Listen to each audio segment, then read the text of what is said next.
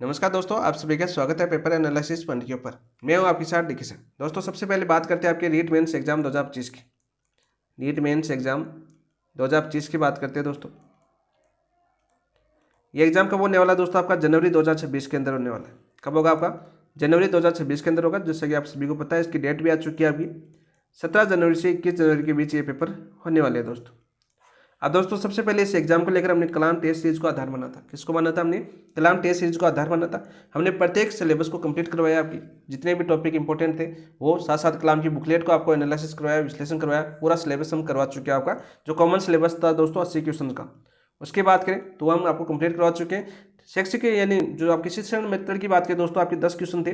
ठीक है, इनमें से लगभग सब्जेक्ट जो आपके एसएसटी, साइंस में, संस्कृत, हिंदी, इंग्लिश है, उनमें जो कॉमन आए दोस्तों, कॉमन क्वेश्चन है वो हम कंप्लीट करवा चुके हैं। कॉमन पार्ट है वो आपको कंप्लीट करवा चुके हैं। लगभग 90 क्वेश्चनों का हमने टारगेट लिया था, वो हम कंप्लीट कर चुके हैं दोस्तों। इसके बाद में दोस्तों हम टेस्ट सीरीज का भी एनालिसिस कर चुके हैं। आपके 3 फाइनल टेस्ट हो चुके हैं, जैसे परी सहित एक फाइनल टेस्ट आपका आज होने वाला है। इसका एनालिसिस विश्लेषण हम कल करेंगे। इसके साथ हमने 12 माइनर टेस्ट का एनालिसिस किया, 3 मेजर टेस्टों का एनालिसिस किया। तो कलाम बुकलेट की बात करें, कलाम सिलेबस की बात करें तो हम एक बार कंप्लीट कर चुके थे आपका। उसके बाद में कलाम आपको देता है जीएसटी बुकलेट। जीएसटी बुकलेट की बात करें, सार संग्रह की बात करें दोस्तों, ये बुकलेट इंपॉर्टेंट इसलिए है क्योंकि ये एक तरह की शॉर्ट नोट्स है। एक तरह से हम समझ सकते हैं कि कैसे आपके शॉर्ट नोट्स है। इसके अंदर आपको वो कंटेंट मिलेगा जहाँ से क्वेश्चन आपके बार बार पूछे जाते हैं, जहाँ से बार बार क्वेश्चन आपके अधीनस्थ या आरपीएससी में पूछे गए, या जहाँ से इंपॉर्टेंट क्वेश्चन बन सकता है, यानी उन क्वेश्चन जो आपके पूछे गए उन क्वेश्चन के आसपास जितने क्वेश्चन बन सकते हैं वो सारा कंटेंट किसके अंदर मिलेगा दोस्तों? आपका जीएसटी बुकलेट के अंदर मिलेगा। यानी एग्जाम से पहले आप एक बेहतरीन तरीके से रिवीजन करना चाहते हो, यदि आपका जैसे कलाम की टेस्ट सीरीज हमने शुरू हुई तब से आप पढ़ाई कर रहे हो, या पिछले 1 साल से आप पढ़ाई कर रहे हो, तो उनके लिए रिवीजन के लिए सबसे ज़्यादा इंपॉर्टेंट कौन सी होगी? आपकी जीएसटी बुकलेट। इसके माध्यम से आप बहुत जल्दी रिवीजन कर सकते हो क्योंकि इसके अंदर शॉर्ट में दिया हुआ सारा कंटेंट किस में दिया हुआ? आपका शॉर्ट में दिया हुआ है। हमने क्या क्या दोस्तों, इस बुकलेट का एमसीक्यू के माध्यम से रिवीजन करना शुरू किया ताकि इस बुकलेट को भी हम कंप्लीट करते हैं। ये दोनों के लिए इंपॉर्टेंट है दोस्तों। तृतीय श्रेणी आपकी लेवल 1 और लेवल 2 दोनों के लिए इंपॉर्टेंट है। सबसे पहले काफ़ी दोस्तों के सवाल होंगे, सर ये बुकलेट की पीडीएफ कहाँ पर मिलेगी? जिसको थोड़ी पढ़नी हो तो इसकी दोस्तों पीडीएफ हमने टेलीग्राम पर अपने डाल दी गई है, और टेलीग्राम का नाम है दोस्तों अपना paper analysis point. Paper analysis point. इस चैनल पर आपको वो सभी चीज़ें मिल जाएगी। जैसे हम एमसीक्यू कर रहे हैं तो एमसीक्यू पीडीएफ भी यहाँ पर मिल जाएगी दोस्तों अपने टेलीग्राम चैनल के ऊपर। यानी क्लास नंबर 1 हो चुकी है हमारी, तो उसकी पीडीएफ हमने टेलीग्राम के ऊपर डाल दी है। इसके अलावा नाथ पब्लिकेशन की बुक हमने एनालिसिस किए एमसीक्यू आपके लिए, तो उसकी पीडीएफ भी आपके वहाँ पर डाल दी गई है। साथ साथ जो कलाम की बुकलेट का हमने एनालिसिस किया, विश्लेषण किया, जितने भी क्वेश्चन आज तक हमने जितनी भी क्लास हुई है सिलेबस को लेकर, जो हमने सिलेबस कंप्लीट किया 90 क्वेश्चन का, वो सारी की सारी पीडीएफ इसी के ऊपर डाली गई है अपने टेलीग्राम चैनल के ऊपर। तो दोस्त हो सकता है कोई टॉपिक ऐसा हो जहाँ से आपने अभी तक नहीं पढ़ा हो, तो आपने प्लेलिस्ट बनी हुई है सारी क्लास से, आपको एक भी ऐसा टॉपिक नहीं छोड़ा गया जहाँ से आपको क्वेश्चन आते हो और आपको वो क्वेश्चन टॉपिक तैयार नहीं है। तो एक बार विजिट कीजिए, प्लेलिस्ट में जाइए, प्लेलिस्ट को खोल के अपने उस क्लास को देखिए। देखने के बाद आपको समझ में आता है, नहीं आता, समझ में नहीं आता तो भी कोई दिक्कत नहीं है, उस क्लास को बंद कर दीजिए, टेलीग्राम के ऊपर जाइए, वहाँ पर उस क्लास की पीडीएफ बनी हुई है, तो उनके एमसीक्यू किए हुए हैं, तो उन एमसीक्यू को एक बार जरूर देखिए, हो सकता है आपके लिए उपयोगी हो जाए। ठीक है दोस्तों, इस जीएसटी बुकलेट की बात करें तो पीडीएफ आपको यहाँ पर मिल जाएगी। ये आप सभी को पता चल गया होगा अब, क्योंकि बार बार बताना पड़ता है। और ये आपकी प्री एग्जाम हुई थी आपकी लास्ट संडे को, उसके दूसरे दिन मंडे को ये बुकलेट डाल दी गई थी। तो काफ़ी दोस्तों ने अभी तक एक बार फट भी ली होगी, क्योंकि 7 दिन हो चुके हैं, आज संडे हो चुका है। ठीक है दोस्तों, तो दोस्तों इसकी सबसे पहले विशेष सूची की बात करते हैं, दोनों के लिए इंपॉर्टेंट है। तो सबसे पहले मैंने इसी बुकलेट को शुरुआत की। ठीक है, तो देखो ये विशेष सूची दे रखी है। इसमें पहला टॉपिक दे रखा है आपका शैक्षणिक परिदृश्य व आरटीआई। इसकी क्लास नंबर 1 हो चुकी है दोस्तों अपनी। अब दोस्तों क्लास नंबर 1 की बात करते हैं, इसके अंदर कौन कौन से टॉपिक हम कर चुके हैं। तो दोस्तों हम कर चुके हैं आपकी आरटी एक्ट 2009 कर चुके हैं, आपकी आरटी नियमावली कर चुके हैं, नियमावली 2011 कर चुके हैं, जो राजस्थान द्वारा जारी की गई थी 29 मार्च को। इसके अलावा दोस्तों हम निजी स्कूलों में प्रवेश, निजी स्कूलों में प्रवेश, स्कूलों में प्रवेश के नियम, प्रवेश के नियम। जब भी हम टॉपिक स्टार्ट करते हैं तो सबसे पहले हमें ये पता होना चाहिए कि हमने कल क्या पढ़ा था, तभी हमें अपनी क्लास को एक बेहतरीन क्लास बना सकते हैं दोस्तों। तो इन 3 टॉपिक को क्लास हम कर चुके थे कल। ठीक है, यानी कल नहीं हुई आपकी, परसों वो क्लास हुई थी। ठीक है, तो उन 3 टॉपिकों के जितने भी एमसीक्यू बन सकते थे, जितने पॉइंटों से क्वेश्चन आ सकते थे, वो सारे के सारे हमने यहाँ पर किए दोस्तों। कलाम इस जीएसटी बुकलेट की एक लाइन ऐसी नहीं है जो हमने इन क्लास के माध्यम से नहीं किए, इन क्वेश्चनों के माध्यम से नहीं किए। प्रत्येक लाइन को आपको क्वेश्चनों के माध्यम से कवर कराया गया दोस्तों।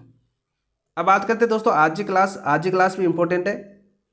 Class number 2। आज कौन सी क्लास है दोस्तों? क्लास नंबर 2 है। इसके अंदर दोस्तों सबसे पहले तो हम पढ़ेंगे आपके जो आपको बोरिंग करने वाले क्वेश्चन है, जैसे आपके कौन सी समितियाँ, विद्यालय प्रबंधन की समितियाँ, एसएमसी पढ़ेंगे और आपकी एसटीएमसी पढ़ेंगे। ये 2 समितियाँ पढ़ेंगे। इसके साथ साथ हम आपके अधिगम के नवाचार पढ़ेंगे, अधिगम के नवाचार। और आज वाले क्वेश्चन थोड़े जटिल है दोस्तों, कठिन है। कठिन क्यों बनाए गए दोस्तों? कल आपका एक पेपर हुआ था, कौन सा आपका? कल एक पेपर हुआ था आपका जमादार का। किसका पेपर हुआ था दोस्तों? आपका जमादार ग्रेड 2 का ये पेपर हुआ था। इसके अंदर अधीनस्थ बोर्ड के आपके अध्यक्ष आलोक राज जी ने पहले बोल दिया था कि हम रीट और जमादार से प्रश्नों का लेवल बढ़ाएंगे। पहले ही उनके इंटरव्यू में ये बात बोल दी गई थी कि हम प्रश्नों का लेवल बढ़ाएंगे, प्रश्नों की प्रकृति चेंज करेंगे, नए फॉर्मेट में क्वेश्चन आपके सामने उपलब्ध होंगे। तो जमादार का पेपर आपने देखा होगा, बहुत ही उच्च स्तरीय मॉडरेट पेपर आया था आपका। और इसके अंदर क्वेश्चन पूछे गए थे ज़्यादातर कोर्ट वाले, खतरनाक आधारित, ठीक है, 15 क्वेश्चन होते हैं। और योजनाओं की बात करें दोस्तों, योजनाओं में आपकी प्रारंभिक कब हुई थी, यानी क्रम पूछा गया था। लेकिन एक चीज़ यहाँ पर नोट करना दोस्तों, क्वेश्चन पूछे गए थे, काफ़ी दोस्त बोल रहे हैं कि सर पेपर कठिन कठिन नहीं। देखो क्वेश्चन आपके असत्य सत्य वाले पूछे गए थे, यहाँ पर आप थोड़ी सी कन्फ्यूज हो सकते हो क्योंकि सोचने वाले क्वेश्चन थे और इतने भी नहीं थे। जैसा कि मैंने आज टेलीग्राम के ऊपर आपको प्रश्न दिया है एक, ठीक है, बहुत ही शानदार तरीका उसी टाइप का, जैसा कि कल पूछा गया था उसी टाइप का मैंने क्वेश्चन आपको करवाया है टेलीग्राम के ऊपर एक। और आज की वाली क्लास के अंदर भी उस टाइप के क्वेश्चन काफ़ी लिए मैंने, हो सकता है आपको पूछ ले, क्योंकि हम रिवीजन करें तो उस टाइप के क्वेश्चन का भी हम रिवीजन कर लेते हैं आज ही। और प्रारंभ में देखो योजनाओं की बात करते हैं दोस्तों, योजना में क्या क्वेश्चन पूछे गए थे आपके 7-8, क्योंकि इसके अंदर योजनाएं आती है आपकी। और इस 7-8 क्वेश्चनों के अंदर दोस्तों इनके क्रम पूछे गए थे, प्रारंभिक क्रम, मैं कौन सी योजना कब प्रारंभ हुई थी, 4 योजना दे दी और क्रम पूछी। तो दोस्तों इसके अंदर ऐसा लगता होगा कि 4-4 योजनाओं के हम क्रम कैसे याद करेंगे। तो दोस्तों इसके अंदर यदि एक योजना की डेट याद है ना आपको, तो आपके ऑप्शन कट रहे थे सीधे। यदि एक योजना की डेट याद है तो आप भी सही कर सकते थे, उस क्वेश्चन को सही कर सकते थे। 6-7 क्वेश्चन आए आपके, आपने देखा होगा। जमादार का पेपर हमने टेलीग्राम पर डाल दिया है, इसको देखा होगा आपने। यदि नहीं देखा तो एक बार देखना, क्योंकि आपके लिए इंपॉर्टेंट है भाई, ठीक है। और एसएसटी वालों की ज़्यादा इंपॉर्टेंट है, क्योंकि उनके सब्जेक्ट के क्वेश्चन भी आपके उसी प्रकार के आ सकते हैं। बाकी कॉमन जो है उनके जो राजस्थान जीके देख सकते हो आप, राजस्थान करंट अफेयर्स देख सकते हो, जो आपके कॉमन टॉपिक है जो जीके के पार्ट में आ सकते हैं आपके 80 क्वेश्चनों के अंदर, वो जरूर देखिए। इसी प्रकार के क्वेश्चन पूछे और सर्वाधिक उपयुक्त प्रश्न उत्तर चुनिए, सर्वाधिक उपयुक्त, इस प्रकार के क्वेश्चन आपके पूछेंगे। तो प्रकृति देखिए, उसी प्रकार के आज के क्वेश्चन होने वाले हैं आपके, क्योंकि हो सकता है आपको पहले ही एक बार इन क्वेश्चनों को रिवीजन कर लेना चाहिए दोस्तों। क्या पता आपके उस टाइप के क्वेश्चन आ जाए, बहुत ही ईजी क्वेश्चन आते हैं, ऐसे नहीं आएंगे। वो थोड़ा सा समझ आधारित क्वेश्चन आ जाता है, क्योंकि आपको पूरा टॉपिक याद होना चाहिए। अब आपने रट लिया कि ये क्वेश्चन अब एसटीएमसी है, इसमें 16 सदस्य होते हैं, आपने याद कर लिया कार्यकारी समिति के अंदर। लेकिन आपने ये दे देखा कि 2 पदेन सदस्य भी होते हैं, आपकी 3/4% यानी 75% माता पिताओं में से चुने जाते हैं, उनमें से भी 50% महिलाएं होती है। तो ये सारी चीज़ें आपने याद नहीं की, याद की आपने, लेकिन आपको सिर्फ फैक्ट क्वेश्चन आपको याद हो गए, लेकिन एमसीक्यू प्रैक्टिस नहीं किया आपने। तो उसी को ध्यान में रखते हुए आज की क्लास बहुत ही इंपॉर्टेंट होने वाली है दोस्तों। तो चलिए दोस्तों हम शुरुआत करते हैं क्वेश्चनों के माध्यम से, इस जमादार पेपर को भी समझते हैं, साथ साथ कि किस प्रकार क्वेश्चन आए गए थे। तो शुरुआत करते हैं। शुरुआत करने से पहले जिन दोस्तों ने अभी तक चैनल को सब्सक्राइब नहीं किया है, चैनल को सब्सक्राइब कर लेना। वीडियो को लाइक नहीं किया है तो वीडियो को लाइक कर देना और अपने दोस्तों के साथ शेयर जरूर कर देना। यूट्यूब चैनल को भी शेयर कर देना, साथ साथ टेलीग्राम को भी शेयर कर देना, क्योंकि यहाँ पर प्रैक्टिस सिर्फ टीचिंग एग्जाम की प्रैक्टिस होती है। एक एग्जाम को चुना जाता है, उसके तहत ही उसी को तैयारी करवाई जाती है पूरी साल। लगभग हम कलाम टेस्ट सीरीज को आधार बनाता है, रेट के अलावा किसी भी अन्य वैकेंसी कोई क्लास नहीं आई, ऐसा नहीं कि उस क्लास उसकी भी ले ली उसकी नहीं। रीट की तैयारी तो रीट की तैयारी। अब सेकंड ग्रेड का नेक्स्ट टारगेट अपना सेकंड ग्रेड का है दोस्त। सेकंड ग्रेड की शुरुआत करेंगे हम 21 जनवरी से नहीं करेंगे, 21 जनवरी को तो आपका एग्जाम खत्म हो जाएगा। लगभग हम गणतंत्र दिवस था आपका 26 जनवरी, उसके बाद में हम शुरू कर देंगे, ठीक है। और हम एक टारगेट लेंगे हम जुलाई तक, 12 जुलाई से आपकी एग्जाम है। तो सेकंड ग्रेड की जो दोस्त तैयारी करना चाहता है वो जुड़ सकता है हमारे साथ। कोचिंग सभी की हो चुकी होगी, एमसीक्यू प्रैक्टिस करने, एमसीक्यू प्रैक्टिस के साथ साथ हम सेल्फ स्टडी पर ज़्यादा ध्यान देंगे। जैसा कि हमने रीट वालों को शुरू से सेल्फ स्टडी के प्रति मोटिवेशन किया, साथ साथ एमसीक्यू प्रैक्टिस करवाई। उसी प्रकार से सारे सिलेबस को, और इसका आधार क्या होगा दोस्तों, कलाम बुकलेट ही होगी। क्योंकि अभी आरपीएससी के अध्यक्ष का आपने उत्कल रंजन साहब का इंटरव्यू सुना होगा कि वो अध्यापक किस काम के जो 36 और 40% नहीं ला सकते, मूल किताबों को पढ़ना होगा। तो दोस्तों कलाम की बुकलेट आपकी पूरी की पूरी कॉपी है मूल किताबों की। आप जैसे प्रजामंडल है उसकी एक किताब आती है पूरी, आपके जैसे अदर कोई लेखक है जैसे आपकी बिजोलिया किसान आंदोलन, तो उसकी 2 किताबें हैं दोस्त, 2 किताब ऑथेंटिक किताब पढ़ोगी, 2 किताबें नहीं कर सकते हो, 250, 500 पेज हो गए आपके। तो कलाम बुकलेट आपके सिलेबस के अनुसार ही पूरी पीडीएफ बनाता है, बुकलेट बनाता है, और सारी की सारी ऑथेंटिक बुक की लैंग्वेज होती है। और तभी कलाम की बुकलेट के अंदर से सारे क्वेश्चन आ रहे हैं, मिल रहे हैं आपको। अभी तक जो एग्जाम हुई है क्यों मिल रहे हैं, तो वो वही कारण है। हो सकता है कोई नया क्वेश्चन आ जाए, उसकी नहीं कह सकते, लेकिन लगभग जैसे आपकी फर्स्ट ग्रेड के लास्ट 67 क्वेश्चन थे आपके 75 में से, तो 67 कम नहीं होते हैं दोस्त, ठीक है, 67 क्वेश्चन थे आपके 75 में से। और बाकी जो मैथ उनके थे, थोड़ा सा उनकी लैंग्वेज, वो तो मैथ वगैरह तो कहीं से भी आ सकती है वैसे टॉपिक आगे। बाकी 67 क्वेश्चन थे आपके, मैंने देखे थे खुद ही, आपको एनालिसिस भी कराया, विश्लेषण भी करवाया था। सेकंड ग्रेड के अंदर भी लगभग आपके 91 क्वेश्चन थे आपके। सेकंड ग्रेड सामान्य विभाग का एग्जाम होता है, उसके अंदर 91 क्वेश्चन थे कलाम बुकलेट से। सारे पेपर करवाए हुए आपको, एनालिसिस करवाया, आप प्ले लिस्ट के अंदर जाके देख सकते हो। और अब रीड के अंदर भी बहुत ज़्यादा बेनिफिट मिलेगा, क्योंकि रीड के अंदर तो हमने पूरी बुकलेट ही करवा दी आपको, और इसका बेनिफिट आपको एग्जाम में बहुत ज़्यादा मिलने वाला है। तो इसलिए दोस्तों नेक्स्ट टारगेट भी बता दिया आपको। देखिए आज का पहला क्वेश्चन क्या है। देखो, प्रबंधन की प्रकृति के संदर्भ में निम्न कथनों पर विचार कीजिए। निम्न कथनों पर विचार कीजिए, कल के पेपर के आधार पर ये क्वेश्चन बनाए गए सारे के सारे। देख लो भाई, इंपॉर्टेंट क्वेश्चन है, इसी प्रकार क्वेश्चन पूछ जाएंगे। आप ही साथ साथ आंसर देते रहना। कितने क्वेश्चन सही होते हैं, बाकी सही तो मैं बता रहा हूँ, यदि गलत भी होता है तो कोई दिक्कत नहीं, साथ साथ अपना आकलन करिए, क्योंकि आपका लास्ट टाइम चल रहा है दोस्तों। प्रबंधन की प्रकृति के संदर्भ में निम्न कथनों पर विचार कीजिए। प्रबंधन एक कला है, बिल्कुल है, क्योंकि इसमें व्यक्तिगत कौशल, अनुभव एवं रचनात्मक की आवश्यकता होती है, बिल्कुल। देखो, प्रबंधन एक कला है, क्योंकि इसमें व्यक्तिगत कौशल, अनुभव एवं रचनात्मकता की आवश्यकता होती है, बिल्कुल राइट। प्रबंधन एक विज्ञान है, प्रबंधन एक विज्ञान है, इतना क्वेश्चन तो पहले आता था। प्रबंधन एक कला है, ये क्वेश्चन पूछा जा चुका है। प्रबंधन एक विज्ञान है, ये क्वेश्चन पूछा जा चुका है। आप देखो आगे, क्योंकि इसमें सिद्धांत परीक्षण, अवलोकन एवं नियमों पर आधारित होते हैं, बिल्कुल राइट। उपरोक्त कथनों के संबंध में सही विकल्प का चयन कीजिए। केवल एक सही है, केवल दो सही है, ए व बी दोनों सही है, ए एवं बी दोनों गलत है, तो ए और बी दोनों सही है दोस्तों। ऑप्शन नंबर 3 आपका राइट आंसर हो जाएगा। क्या हो जाएगा दोस्तों आपका? ऑप्शन नंबर 3 आपका राइट आंसर हो जाएगा। इस क्वेश्चन को समझना दोस्तों। आज तक जो क्वेश्चन पूछे गए थे वो यही पूछा गया था कि प्रबंधन एक कला है, प्रबंधन एक विज्ञान है। विशेषताओं की बात करें, प्रकृति की विशेषताओं की बात करें, यहाँ पर देखो बता देता हूँ मैं। विशेषताओं की बात करें हम दोस्तों, और किसकी बात करें? मैनेजमेंट की बात करें, यानी प्रबंधन की बात करें। किसकी बात करें? मैनेजमेंट की बात करें दोस्तों, प्रबंधन की बात करें। देखो, पहला पूछा जाता है आपका, प्रबंधन कैसी है? आपकी एक कला है, ठीक है, एक कला है दोस्त, पहली विशेषता यही आती है आपकी। दूसरी पूछी जाती है, प्रबंधन एक क्या है? आपकी विज्ञान है दोस्तों, एक विज्ञान है, ये क्वेश्चन पूछा जा चुका है।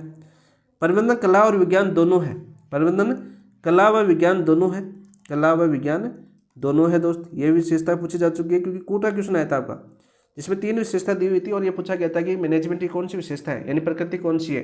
इस प्रकार क्वेश्चन पूछा गया था। इसके अंदर देखो, प्रबंधन एक कला है, प्रबंधन एक विज्ञान है, प्रबंधन एक कला और विज्ञान दोनों है। प्रबंधन एक बहुआयामी उद्देश्यपूर्ण प्रक्रिया है। क्या आपकी? बहुउद्देश्य या बहुआयामी उद्देश्यपूर्ण प्रक्रिया है, उद्देश्यपूर्ण प्रक्रिया है।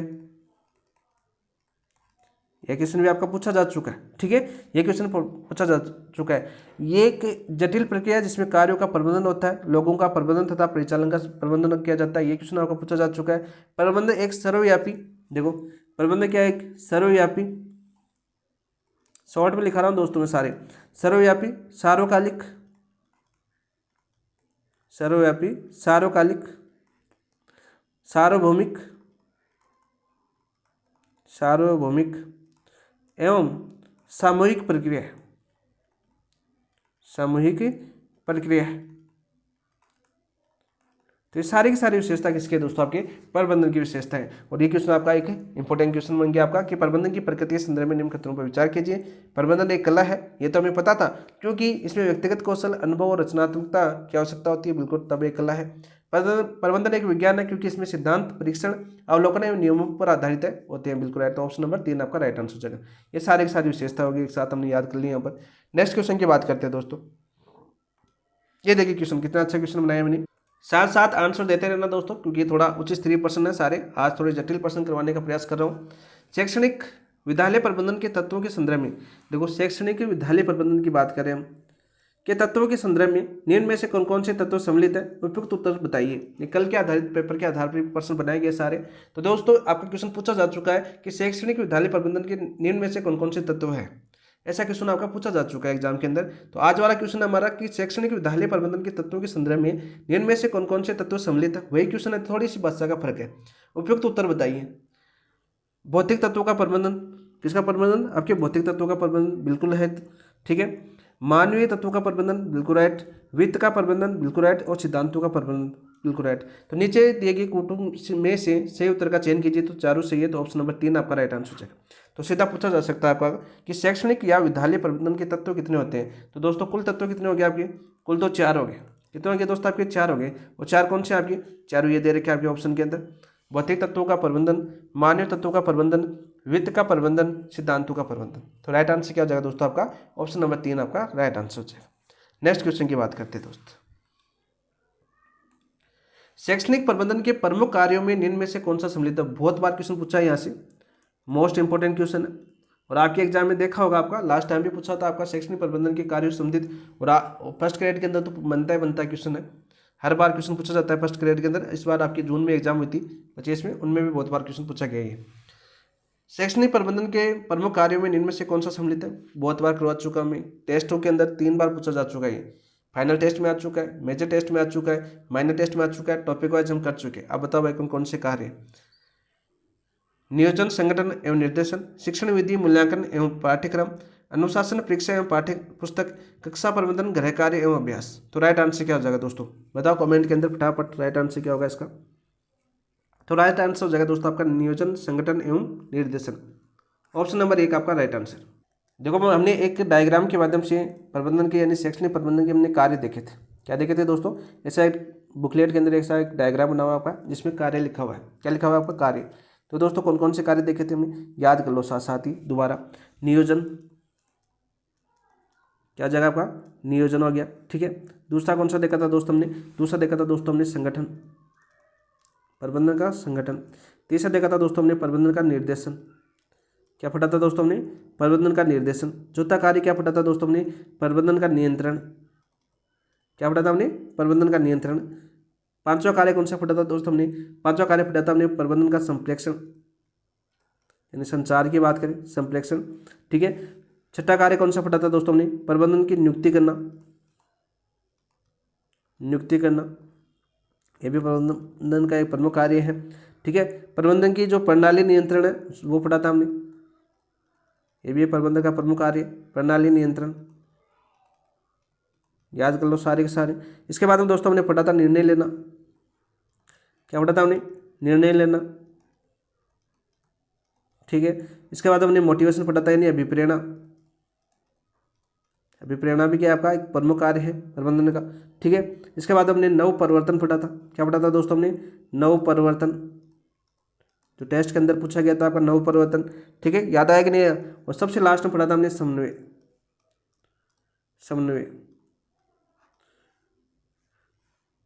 तो ये थे आपके प्रबंधन के कुल कार्य दोस्तों। तो सारे के सारे आपको कार्य यहाँ पर करवा दिए गए दोस्तों। तो नियोजन, संगठन एवं निर्देशन, ऑप्शन नंबर 1 आपका राइट आंसर हो जाएगा।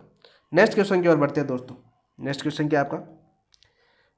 पोस्ट कॉर्प के सीओ और आर का सही अर्थ क्रम से क्या है? पोस्ट कॉर्प की बात करें, नियंत्रण एवं रिपोर्टिंग, समन्वय एवं रिपोर्टिंग, संप्रेषण एवं रिकॉर्डिंग, समन्वय एवं परीक्षण। बहुत ही इजी क्वेश्चन है। बताओ भाई राइट आंसर क्या हो जाएगा दोस्तों आपका? ऑप्शन नंबर कोऑर्डिनेशन यानी समन्वय होता है, रिपोर्टिंग आर होता है, तो ऑप्शन नंबर 2 आपका राइट आंसर हो जाएगा। तो सबसे पहले बात करते हैं पोस्ट कॉर्प, इस सिद्धांत की बात करते हैं दोस्तों। और इस सिद्धांत के प्रतिपादक कौन थे? पहला क्वेश्चन आपका पूछा गया है बहुत बार एग्जाम के अंदर कि इसके प्रतिपादक कौन थे। तो दोस्तों इसके प्रतिपादक थे आपके लूथर गुलिक। कौन थे आपके? लूथर गुलिक, लूथर गुलिक। तो सीधा क्वेश्चन आपका बहुत बार पूछा गया, ये तो आपको पता है। और यहाँ पर देखो एक क्वेश्चन ये पूछा जाता है, यहाँ से ये पूछा जाता है कौन सा लूथर गुलिक के पोस्ट कॉर्प से सम्मिलित नहीं है। इस प्रकार क्वेश्चन पूछा जाता है, कौन सा इसमें सम्मिलित नहीं है, ठीक है। नाम दिया जाता है और वो उससे सम्मिलित नहीं है, यानी पोस्ट कॉर्प की जितनी भी मीनिंग दे रखी है वो आपको पूरी याद होनी चाहिए दोस्तों। तो यहाँ पर मैं याद करवा देता हूँ आपको। पोस्ट कॉर्प,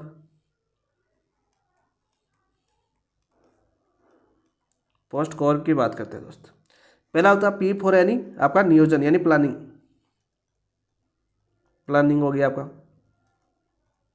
साथ साथ हिंदी भी लिख लीजिए नियोजन, क्योंकि नियोजन आपका अच्छा हो जाना चाहिए। ऑर्गेनाइजिंग यानी संगठन, अलग पेनों से लिख देता हूँ मैं, ठीक है। ऑर्गेनाइजिंग,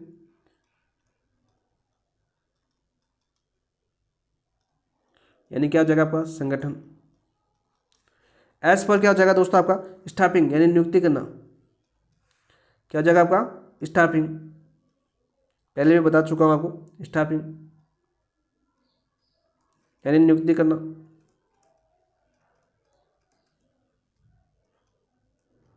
और ये वाला लास्ट टाइम पूछा गया था D4। डी का अर्थ क्या है दोस्तों आपका? बताओ भाई। डायरेक्टिंग यानी निर्देशन, क्या हो जाएगा आपका डायरेक्टिंग,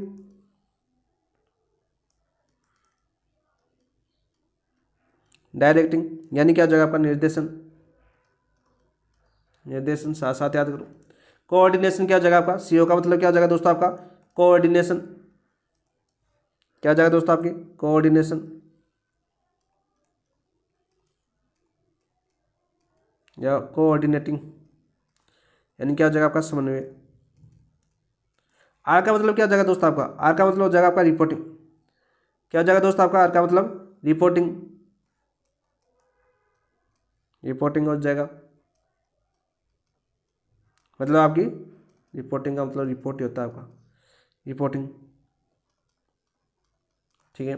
बी फॉर क्या हो जाएगा आपका बजटिंग यानी बजट निर्माण, बजटिंग, बजटिंग यानी कि आपका बजट निर्माण। तो ये दोस्तों आपके लुथर गोल्डी का सिद्धांत था, आपका सिद्धांत पूछा जा सकता है कौन सा शब्द इनमें सम्मिलित नहीं है, तो सारे के सारे शब्द याद कर लेना, सारी स्पेलिंग आपको याद होनी चाहिए। POSDCORB, P for planning आपका, और for organising, S for staffing, D for directing, C मतलब कोऑर्डिनेशन, आर मतलब रिपोर्टिंग और आपका बी फॉर बजट, ठीक है। तो समन्वय और रिपोर्टिंग आपका राइट आंसर हो जाएगा ऑप्शन नंबर 2। नेक्स्ट क्वेश्चन बात करते हैं दोस्तों, कुल कितने तत्व है ये भी पूछे जा चुके हैं, तो याद कर लेना 1 2 3 4 5 6 7 कितने शामिल किए गए दोस्तों आपके 7 तत्व शामिल किए गए। नेक्स्ट क्वेश्चन की बात करते हैं, इंपॉर्टेंट प्रबंधन सिद्धांत के जो प्रतिपादक है दोस्तों कौन आपके हेनरी फियोले, क्वेश्चन बहुत बार पूछा गया। प्रबंधन के सिद्धांतों के प्रतिपादक कौन आपके हेनरी फियोले, इन्होंने 14 सिद्धांत दिए। कितने सिद्धांत दिए आपके दोस्तों 14 सिद्धांत दिए, फर्स्ट ग्रेड के अंदर क्वेश्चन पूछा जा चुका है। तो हेनरी फियोल द्वारा प्रतिपादित POCC ट्रिपल सी अवधारणा के अंतर्गत निम्न में से कौन सा कार्य सम्मिलित है, देखो इसके अंदर कौन सा सम्मिलित है, आदेश, कमांड, नियुक्ति, स्टाफिंग। देखो आपने देखा स्टाफिंग, बजट निर्माण, रिपोर्टिंग, किसमें देखा दोस्तों ये रहा, देखो बजट निर्माण, रिपोर्टिंग, स्टाफिंग देखा नहीं, वहाँ लूथर गुल्ली के सिद्धांत में देखा नहीं तीन शब्दों को। तो क्या आदेश देखा हमने लूथर गुल्ली के सिद्धांत में, नहीं देखा। तो राइट आंसर क्या हो जाएगा दोस्तों आपका ऑप्शन नंबर 1। ये किसका हो जाएगा आपका दोस्तों पोस्ट कोर के सिद्धांत हो जाएगा, यानी लूथर गुलिक, लूथर गुलिक के सिद्धांत में है दोस्तों, ये याद कर लेना। ऑप्शन नंबर 1 आपका राइट आंसर हो जाएगा। तो दोस्तों सबसे पहले हम हेनरी फ्योल की बात करते हैं दोस्तों, इंपॉर्टेंट क्वेश्चन आपका हेनरी फ्योल। सबसे पहले तो यही क्वेश्चन पूछा जाता है कि प्रबंधन सिद्धांतों के जन्मदाता कौन आपके, हेनरी फ्योल। प्रबंधन सिद्धांतों के जन्मदाता या सिद्धांतों के जनक, सिद्धांतों के जनक दोस्तों, सीधा क्वेश्चन पूछे कि प्रबंधन सिद्धांतों के जनक कौन है दोस्तों, हेनरी फ्योल। इन्होंने बात करी प्रबंधन के 5 क्रियाओं को कितने तत्वों में विभाजित किया, प्रबंधन क्रियाओं की बात करें दोस्तों, प्रबंधन क्रियाओं की बात करें, इन क्रियाओं कितने तत्वों में विभक्त किया दोस्तों, आपके 5 तत्वों में। कितने तत्वों में विभक्त किया, आपके 5 तत्वों में विभक्त किया। ये 5 तत्व कौन से थे आपके, PO ट्रिपल सी थे आपके, तो याद कर लेना दोस्तों PO ट्रिपल सी, ठीक है। तो पहला कौन सा आपका, इनका क्रम भी पूछा जाता है, जिस प्रकार से हमने देखो लूथर गुल्ली का ये देखा ना, ये क्रम भी पूछा जा सकता है पोस्ट कोर, तो इसका क्रम भी याद कर लेना। क्रम जैसे आपका पिछला क्वेश्चन आया था ना, इस प्रकार से नियोजन, संगठन, निर्देशन, इस प्रकार से आएगा आपका कि नियोजन, ठीक है, संगठन और नियुक्ति करना, तो कौन सा क्रम सही है, तो इस प्रकार का क्वेश्चन भी बनेगा दोस्तों। साथ साथ ही बता देता हूँ आज ही, ठीक है, हर चीज़ लिख नहीं रहा हूँ, ठीक है, रिविजन कर रहा हूँ आपका। तो देखो दोस्तों P4 क्या आएगा आपका, वही प्लानिंग आएगा भाई, नियोजन ही आएगा सबसे पहले, P4 तो प्लानिंग यानी क्या आ जाएगा आपका नियोजन, नियोजन हो गया, ठीक है दोस्त। दूसरा और फॉर क्या आ जाएगा दोस्तों आपका, और फॉर करेंगे हम, क्या आ जाएगा आपका ऑर्गेनाइजेशन, ऑर्गेनाइजेशन यानी क्या आ जाएगा आपका संगठन। अब देखिए ट्रिपल सी का क्रम याद कर लेना दोस्तों, क्योंकि सबसे ज़्यादा क्रम पूछा जाता है आपका। तो पहले आएगा दोस्तों कमांड, आदेश, पहले क्या आएगा आपका कमांड यानी आदेश, फिर क्या आएगा आपका कोऑर्डिनेशन यानी समन्वय, आदेश देने के बाद उस आदेश का पालन करना यानी एक दूसरे के बीच में समन्वय स्थापित करना है, तो कोऑर्डिनेशन, कोऑर्डिनेशन यानी समन्वय। और फिर लास्ट कौन सा आएगा आपका कंट्रोल यानी नियंत्रण, कंट्रोल नियंत्रण। ये लो दोस्तों, हमने लुथर गुलिक और प्रबंधन के सिद्धांतों की बात करें, हेनरी फ्यूल, दोनों के सिद्धांत आपके पहले जो आपके सिलेबस में दिए हुए हैं। यहाँ से बार यदि इन दोनों से क्वेश्चन पूछता है तो इन दोनों क्वेश्चनों से बार एक भी क्वेश्चन नहीं पूछा जाएगा दोस्तों। पूरे के पूरे ये 2 टॉपिक दे रखे थे आपके। हमने प्रबंधन की देखो दोस्तों प्रकृति पढ़ी, पहला क्वेश्चन अपना। दूसरा क्वेश्चन हमने शैक्षणिक विद्यालय यानी प्रबंधन के तत्व पढ़े, हमने 4 तत्व पढ़े थे। कमेंट के अंदर लिखो 4 तत्व कौन कौन से थे। अरे भौतिक तत्वों का प्रबंधन, मानवीय तत्वों का प्रबंधन, वित्त का प्रबंधन, सिद्धांतों का प्रबंधन। पढ़ा कि नहीं पढ़ा, 4 तत्व पढ़े दोस्तों। फिर हमने आपके शैक्षणिक प्रबंधन के कार्य पढ़े, हमने कार्य पढ़े दोस्तों कौन कौन से पढ़े, तो आप याद कर लो दोस्तों। जैसे हमने नियोजन पढ़ा, संगठन पढ़ा, निर्देशन पढ़ा, नियंत्रण पढ़ा, संप्रेषण पढ़ा, नियुक्ति करना पढ़ा, प्रणाली नियंत्रण पढ़ा दोस्तों, निर्णय लेना पढ़ा हमने, अभिप्रेरणा पढ़ा आपका, नव परिवर्तन पढ़ा, और लास्ट में पढ़ा हमने दोस्तों समन्वय। ये याद होना चाहिए दोस्तों आपका। तीसरा क्वेश्चन हमने देखा फिर दोस्तों आपके लुथर गुलिक का सिद्धांत देखा हमने, पोस्ट कोर देखा था हमने, इसका क्रम देखा। फिर हमने चौथा क्वेश्चन देखा आपका हेनरी फ्यूल का क्वेश्चन, ठीक है। हेनरी फ्यूल के अंदर हमने प्रबंधन सिद्धांत को जनक माना जाता है। प्रबंधन की क्रियाओं को इन्होंने 5 तत्वों में विभक्त किया। कितने तत्वों में विभक्त किया दोस्तों, 5 तत्वों में। कौन से, P और CCC, यानी आपकी प्लानिंग, ठीक है, ऑर्गेनाइजेशन, कमांड, कोऑर्डिनेशन और कंट्रोल, ठीक है दोस्तों। ये क्रम आपको याद होना चाहिए। तो अच्छे से हमने देखा होगा आपका प्रबंधन, आपके विद्यालय प्रबंधन की यही टॉपिक दे रखे थे। 5 क्वेश्चन के माध्यम से हमने इस बुकलेट को कवर किया। अब देखो बात करते हैं विद्यालय प्रबंधन से संबंधित प्रमुख समितियों की। नेक्स्ट टॉपिक है आपका विद्यालय प्रबंधन से संबंधित प्रमुख समितियां यानी SMC और STMC की बात करते हैं। तो चलिए दोस्तों, अब तक जिन दोस्तों ने चैनल को सब्सक्राइब नहीं किया वो चैनल को सब्सक्राइब कर देना और वीडियो को शेयर करते हैं दोस्तों, है ना। इस चीज़ को याद करना, मुझे याद नहीं रहता है बीच बीच में, और आपको याद करवाना पड़ता है, क्योंकि आप दोस्त वीडियो देख लेते हो, सब्सक्राइब नहीं करते हो, शेयर भी नहीं करते हो, ये गलत बात है भाई, है ना।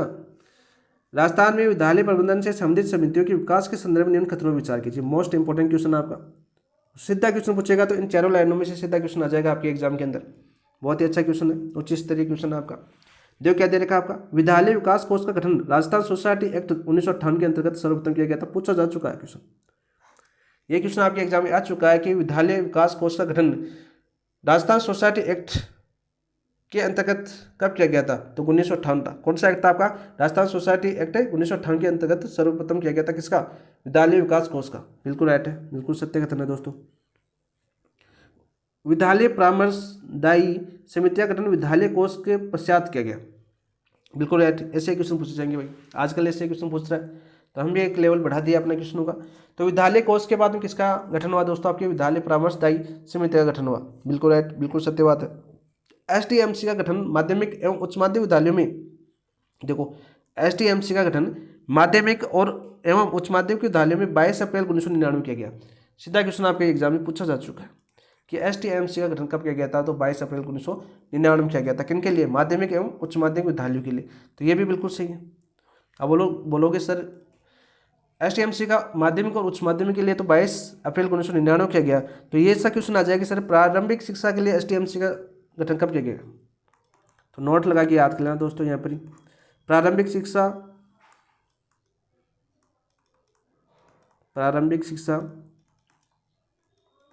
के विद्यालयों में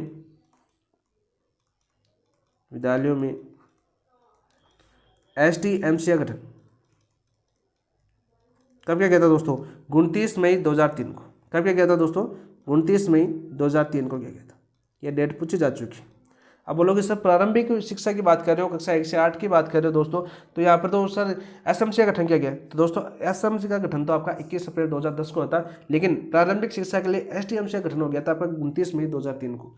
कब हो गया था, 29 मई 2003 को। देखो अगला ऑप्शन देखना, वर्तमान में यानी वर्तमान समय की बात कर रहा है, 2025 की बात कर रहा है अब, ठीक है, 2025 जाने वाला आपका। वर्तमान में कक्षा 1 से 8 तक के विद्यालयों में SMC तथा कक्षा 9 से 12 तक के विद्यालयों में STMC कार्यरत है। बिल्कुल राइट, बिल्कुल राइट कथन है। यानी आप देखो उपयुक्त कथनों में से कौन से कथन सही है, ऐसा क्वेश्चन पूछा गया तो चारों आपके सही है, ठीक है। अब देखो आपको हर चीज़ याद होनी चाहिए, ठीक है। इस क्वेश्चन में यदि आपको पूरा चैप्टर याद है तभी इस क्वेश्चन को आप कर सकते हो दोस्तों। तो कौन सा कथन सही है, आपके चारों कथन सही है, तो ऑप्शन नंबर 4 आपका राइट आंसर हो जाएगा, ठीक है दोस्तों। वर्तमान में देखो पूछा गया है कक्षा 1 से 8 तक SMC, देखो SMC की बात करें दोस्तों, ठीक है, यानी विद्यालय प्रबंधन समिति की बात करें, स्कूल मैनेजमेंट कमेटी की बात करें, विद्यालय प्रबंधन समिति, समझ गए होंगे। आपके SMC का फुल फॉर्म देख लो दोस्तों, विद्यालय प्रबंधन समिति। इसका गठन कब हुआ था दोस्तों, विद्यालयों में 21 अप्रैल 2010 को हुआ था। 21 अप्रैल 2010 को इसका गठन हुआ था दोस्तों। सीधा क्वेश्चन पूछा जाता है आपका, किसके लिए बाद गठन हुआ था दोस्तों? आरटी एक्ट आ गया था 2009। आरटी एक्ट कब लागू हुआ था आपका? 1 अप्रैल 2010 को लागू हुआ था। कब लागू हुआ था आपका? 1 अप्रैल 2010 को लागू हुआ था आरटी एक्ट। कल ही पढ़ा हमने। कमेंट के अंदर बताओ भाई, राज्यसभा में कब आया था, लोकसभा में कब आया था, राष्ट्रपति हस्ताक्षर कब हुए थे? कमेंट में बताओ। नेक्स्ट क्वेश्चन की बात करते हैं हम। कमेंट में लिखना भाई, सारी चीज़ें मैंने जो बोली है वो सारी चीज़ें कमेंट में आनी चाहिए आपकी। देखो, विद्यालय प्रबंधन समिति एसएमसी का गठन किस तिथि को किया गया था? 21 अप्रैल 2010, 22 अप्रैल 1999। तो 22 अप्रैल 1999 तो दोस्तों एसटीएमसी का गठन हुआ था, एसटीएमसी का। 29 मई 2003 को, ठीक है भाई, 29 मई 2003 को प्रारंभिक विद्यालय के अंदर किसका होता है? आपका एसटीएमसी का। प्रारंभिक, एक बार दोबारा रिविजन करा देता हूँ, प्रारंभिक विद्यालय में एसटीएमसी का गठन, सारे साथ याद कर लो। 1 अप्रैल 2011 को। बताओ भाई राइट आंसर क्या होगा आपका? तो दोस्तों आपका राइट आंसर होगा आपका 21 अप्रैल 2010 को। कब हुआ था आपका? 21 अप्रैल 2010 को। ऑप्शन नंबर 1 आपका राइट आंसर हो जाएगा। दोस्तों सबसे पहले बात करते हैं दोस्तों, आपका आरटी एक्ट 2009 आया था आपका। कौन सा? आरटी एक्ट 2009 की बात करते हैं, ठीक है दोस्तों। इसकी बात करते हैं, मैंने क्या पूछा, राज्यसभा में कब आया दोस्तों? थोड़ा सा रिविजन कर लेते हैं कल का, ठीक है। राज्यसभा में आया था दोस्तों आपके 20 जुलाई 2009 को। कब आया था आपका? 20 जुलाई 2009 को। ये डेटें याद कर लेना, क्योंकि कल के एग्जाम के बाद ऐसा लग रहा है कि डेटें आपको याद ही करनी पड़ेगी। जैसे क्रम पूछ लिया गया योजनाओं का। लोकसभा की बात करें दोस्तों, तो लोकसभा में कब आया था आपका? लोकसभा में 4 अगस्त 2009 को आया था दोस्त, 4 अगस्त 2009 को आया था। राष्ट्रपति के हस्ताक्षर यानी प्रेसिडेंट के हस्ताक्षर लिख देता हूँ, ठीक है दोस्तों। ये कब हुए थे आपके? 26 अगस्त 2009 को हुए थे, 26 अगस्त 2009 को हस्ताक्षर हुए थे। और लागू कब हुआ था दोस्तों? लागू हुआ था आपका 1 अप्रैल 2010 को। 1 अप्रैल 2010 को ये लागू हुआ था। ये चीज़ें तो आपको याद होगी, कल ही पढ़ाई हुई है आपको। तो दोस्तों हमने देखा कि आरटी एक्ट 2009 है, इसकी एक धारा पढ़ी थी हमने। कौन सी धारा दोस्तों? धारा 21, जिसमें एसएमसी यानी विद्यालय प्रबंधन समिति थी। पढ़ी कि नहीं पढ़ी? और नियमावली की बात कर लेते हैं दोस्तों आपके। नियमावली 2011 की बात करते हैं आपके, जो राजस्थान के अंदर आई थी दोस्त। कब लागू हुई थी भाई नियमावली राजस्थान के अंदर? तो मैंने आपको बताया था कि 29 मार्च 2011 को लागू हुई थी नियमावली 2011। कब लागू हुई थी आपकी? 29 मार्च 2011 को। इसके अंदर दोस्तों हमने देखा था, आपकी धारा देखी थी हमने, नियम देखे थे, सॉरी इसके अंदर नियम देखे थे हमने। 3 नियम थे आपके। कौन कौन से आपके? 3, 4 और 5। इसमें थी आपके नियम 3 के अंदर इसकी संरचना, नियम 4 के अंदर इसकी कार्यकारी समिति, और नियम 5 के अंदर आपकी विद्यालय विकास योजना, ठीक है, जो आपकी एसएमसी से संबंधित थी। इनको ध्यान में रखते हैं दोस्तों, आपकी 21 अप्रैल 2010 को किसका गठन किया गया? आपका एसएमसी का गठन किया गया, ठीक है। नेक्स्ट क्वेश्चन की बात करते हैं। देखो कितना अच्छा हमने रिवीजन किया, पिछले टॉपिक को कवर किया यहाँ पर। नेक्स्ट क्वेश्चन की बात करते हैं। देखो 2 बार आ गया क्वेश्चन। विद्यालय प्रबंधन समिति एसएमसी का गठन किस तिथि को किया? 21 अप्रैल 2010 को। नेक्स्ट क्वेश्चन की बात करते हैं दोस्त। आप देखो सारे के सारे क्वेश्चनों के माध्यम से कवर कीजिए। विद्यालय प्रबंधन समिति एसएमसी के उद्देश्यों के संदर्भ में निम्न खतरों पर विचार कीजिए। उद्देश्यों के संदर्भ में निम्न खतरों पर हमें विचार करना है। बताओ भाई राइट आंसर क्या होगा इसका? एसएमसी विद्यालय के क्रियाकलापों की मॉनिटरिंग करता है। एसएमसी विद्यालय के क्रियाकलापों की मॉनिटरिंग करता है, बिल्कुल राइट, पहला ऑप्शन बिल्कुल सही। एसएमसी केवल दानदाताओं से आर्थिक सहायता प्राप्त करने का कार्य करता नहीं, केवल दानदाताओं का से आर्थिक सहायता प्राप्त करने का कार्य नहीं करता है एसएमसी। ये गलत हो जाएगा, केवल से हो जाएगा। देखो दानदाताओं से आर्थिक सहायता तो प्राप्त करता है, लेकिन केवल दानदाताओं से नहीं करता दोस्तों, गाँव से भी करता है। खुद ही विद्यालय के जो स्टाफ है वो भी आपकी सम्मिलित करवाते हैं, ठीक है। एसएमसी विद्यालय की विकास योजना का निर्माण करता है, बिल्कुल एसएमसी क्या करता है? विद्यालय विकास योजना का निर्माण करता है, ठीक है। एवं विभिन्न स्रोतों से प्राप्त राशि के उपयोग की निगरानी करता है, बिल्कुल राइट। उपयुक्त कथनों में से सही विकल्प चुनिए। कौन से सही है दोस्तों? केवल ए सही है, केवल बी सही है, केवल ए एवं सी सही है, ए बी सी सही है। तो राइट आंसर क्या हो जाएगा दोस्तों आपका? केवल ए और सी सही है। ऑप्शन नंबर 3 आपका राइट आंसर हो जाएगा। ऑप्शन नंबर 3 आपका राइट आंसर हो जाएगा। इसके साथ साथ ही आपकी एसएमसी कार्य विकास कार्य करवाना भी, विद्यालय में विकास कार्य करवाना, यह भी किसका कार्य है दोस्तों? आपके एसएमसी का कार्य सीधा पूछा जाता है, ठीक है। विद्यालय के लिए एक परिचालन कोष का बनाना, विद्यालय के लिए एक परिचालन कोष बनाना, यह भी किसका कार्य है दोस्तों? आपका एसएमसी का कार्य। तो पूछा जा सकता, सॉरी उद्देश्य है आपका। तो ये उद्देश्य है किसके? आपके स्कूल मैनेजमेंट कमेटी के, यानी विद्यालय प्रबंधन समिति यानी एसएमसी के उद्देश्य। तो ऑप्शन नंबर 3 आपका राइट आंसर हो जाएगा। नेक्स्ट क्वेश्चन की बात करते हैं दोस्तों, 12वां क्वेश्चन है अपना आज का। साधारण सभा की बैठक साल में कितनी अनिवार्य रूप से आयोजित की जाती है? साधारण सभा की बात करते हैं दोस्तों। एसएमसी की 2 सभाएं होती हैं, ठीक है। एसएमसी की संरचना की बात करें तो कितनी सभा होती है दोस्तों? 2 सभा होती है। एक तो होती है आपकी साधारण सभा, साधारण सभा। एक होती है दोस्तों आपकी कार्यकारी सभा। कौन सी होती है आपकी? कार्यकारी सभा, कार्यकारी सभा। दूसरी, यानी एसएमसी की संरचना में एसएमसी कितने भाग है दोस्तों? आपके 2 भाग है। पहला साधारण सभा, दूसरा आपका कौन सी आपकी? कार्यकारी सभा। दोस्तों साधारण सभा की बात करें दोस्तों, अधीनस्थ प्रत्येक विद्यार्थी के माता पिता एवं शिक्षक रहते हैं। सदस्य की बात करें इसके अंदर, सदस्य की बात करें तो सभी छात्र या छात्राओं के माता पिता शॉर्ट में याद कर लेते हैं दोस्तों, माता पिता। ठीक है, सभी अध्यापक हो जाएंगे आपके, जो विद्यालय में कार्यरत है वो भी किसके अध्यक्ष होंगे? सदस्य होंगे दोस्तों, आपके साधारण सभा के सदस्य होंगे। अध्यापक यानी टीचर्स हो जाएंगे। पर निवास करने वाले जिला प्रमुख के प्रधान ये हो जाएंगे। और कार्यकारी समिति के निर्वाचित एवं मनोनीत सदस्य भी किसके सदस्य होंगे? आपके साधारण सभा के सदस्य होंगे। ये तो हम पहले पढ़ चुके हैं, एक एक टॉपिक हमने कवर किया है। आपको डिटेल से पढ़ना चाहो तो आप अपनी प्लेलिस्ट में जाइए, वहाँ पर और ज़्यादा डिटेल से आप देख सकते हो। अब हम देखो अपने क्वेश्चन की तरफ आते हैं दोस्तों। हमारा क्वेश्चन पूछा गया था कि साधारण सभा की बैठक साल में कितनी अनिवार्य है? ये आपका लास्ट टाइम भी पूछा गया था रीट के अंदर। 1 बैठक है, 2 बैठक है, 3 बैठक है, 4 बैठक। तो साल में कितनी बैठक होनी चाहिए आपकी? बताओ भाई दोस्तों, बताओ कमेंट के अंदर। अरे वर्ष की बात करें तो जुलाई से मार्च तक। वर्ष कब होता है आपका? जुलाई से मार्च तक आपका सेशन चलता है विद्यालय का। उसके अंदर कितनी बैठकें होनी चाहिए दोस्त? तो दोस्तों उसके अंदर बैठकें होनी चाहिए आपकी 3। ऑप्शन नंबर 3 आपका राइट आंसर हो जाएगा।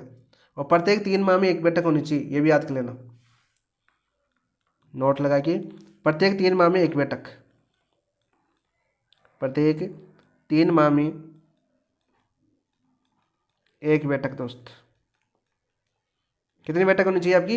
1 बैठक होनी चाहिए। और यहाँ पर ये भी याद कर लेना साथ साथ कोरम, जो साधारण सभा की कोरम है ना सदस्यों की, कुल सदस्यों की कोरम कितनी है दोस्त? ये क्वेश्चन पूछा जाता है आपका।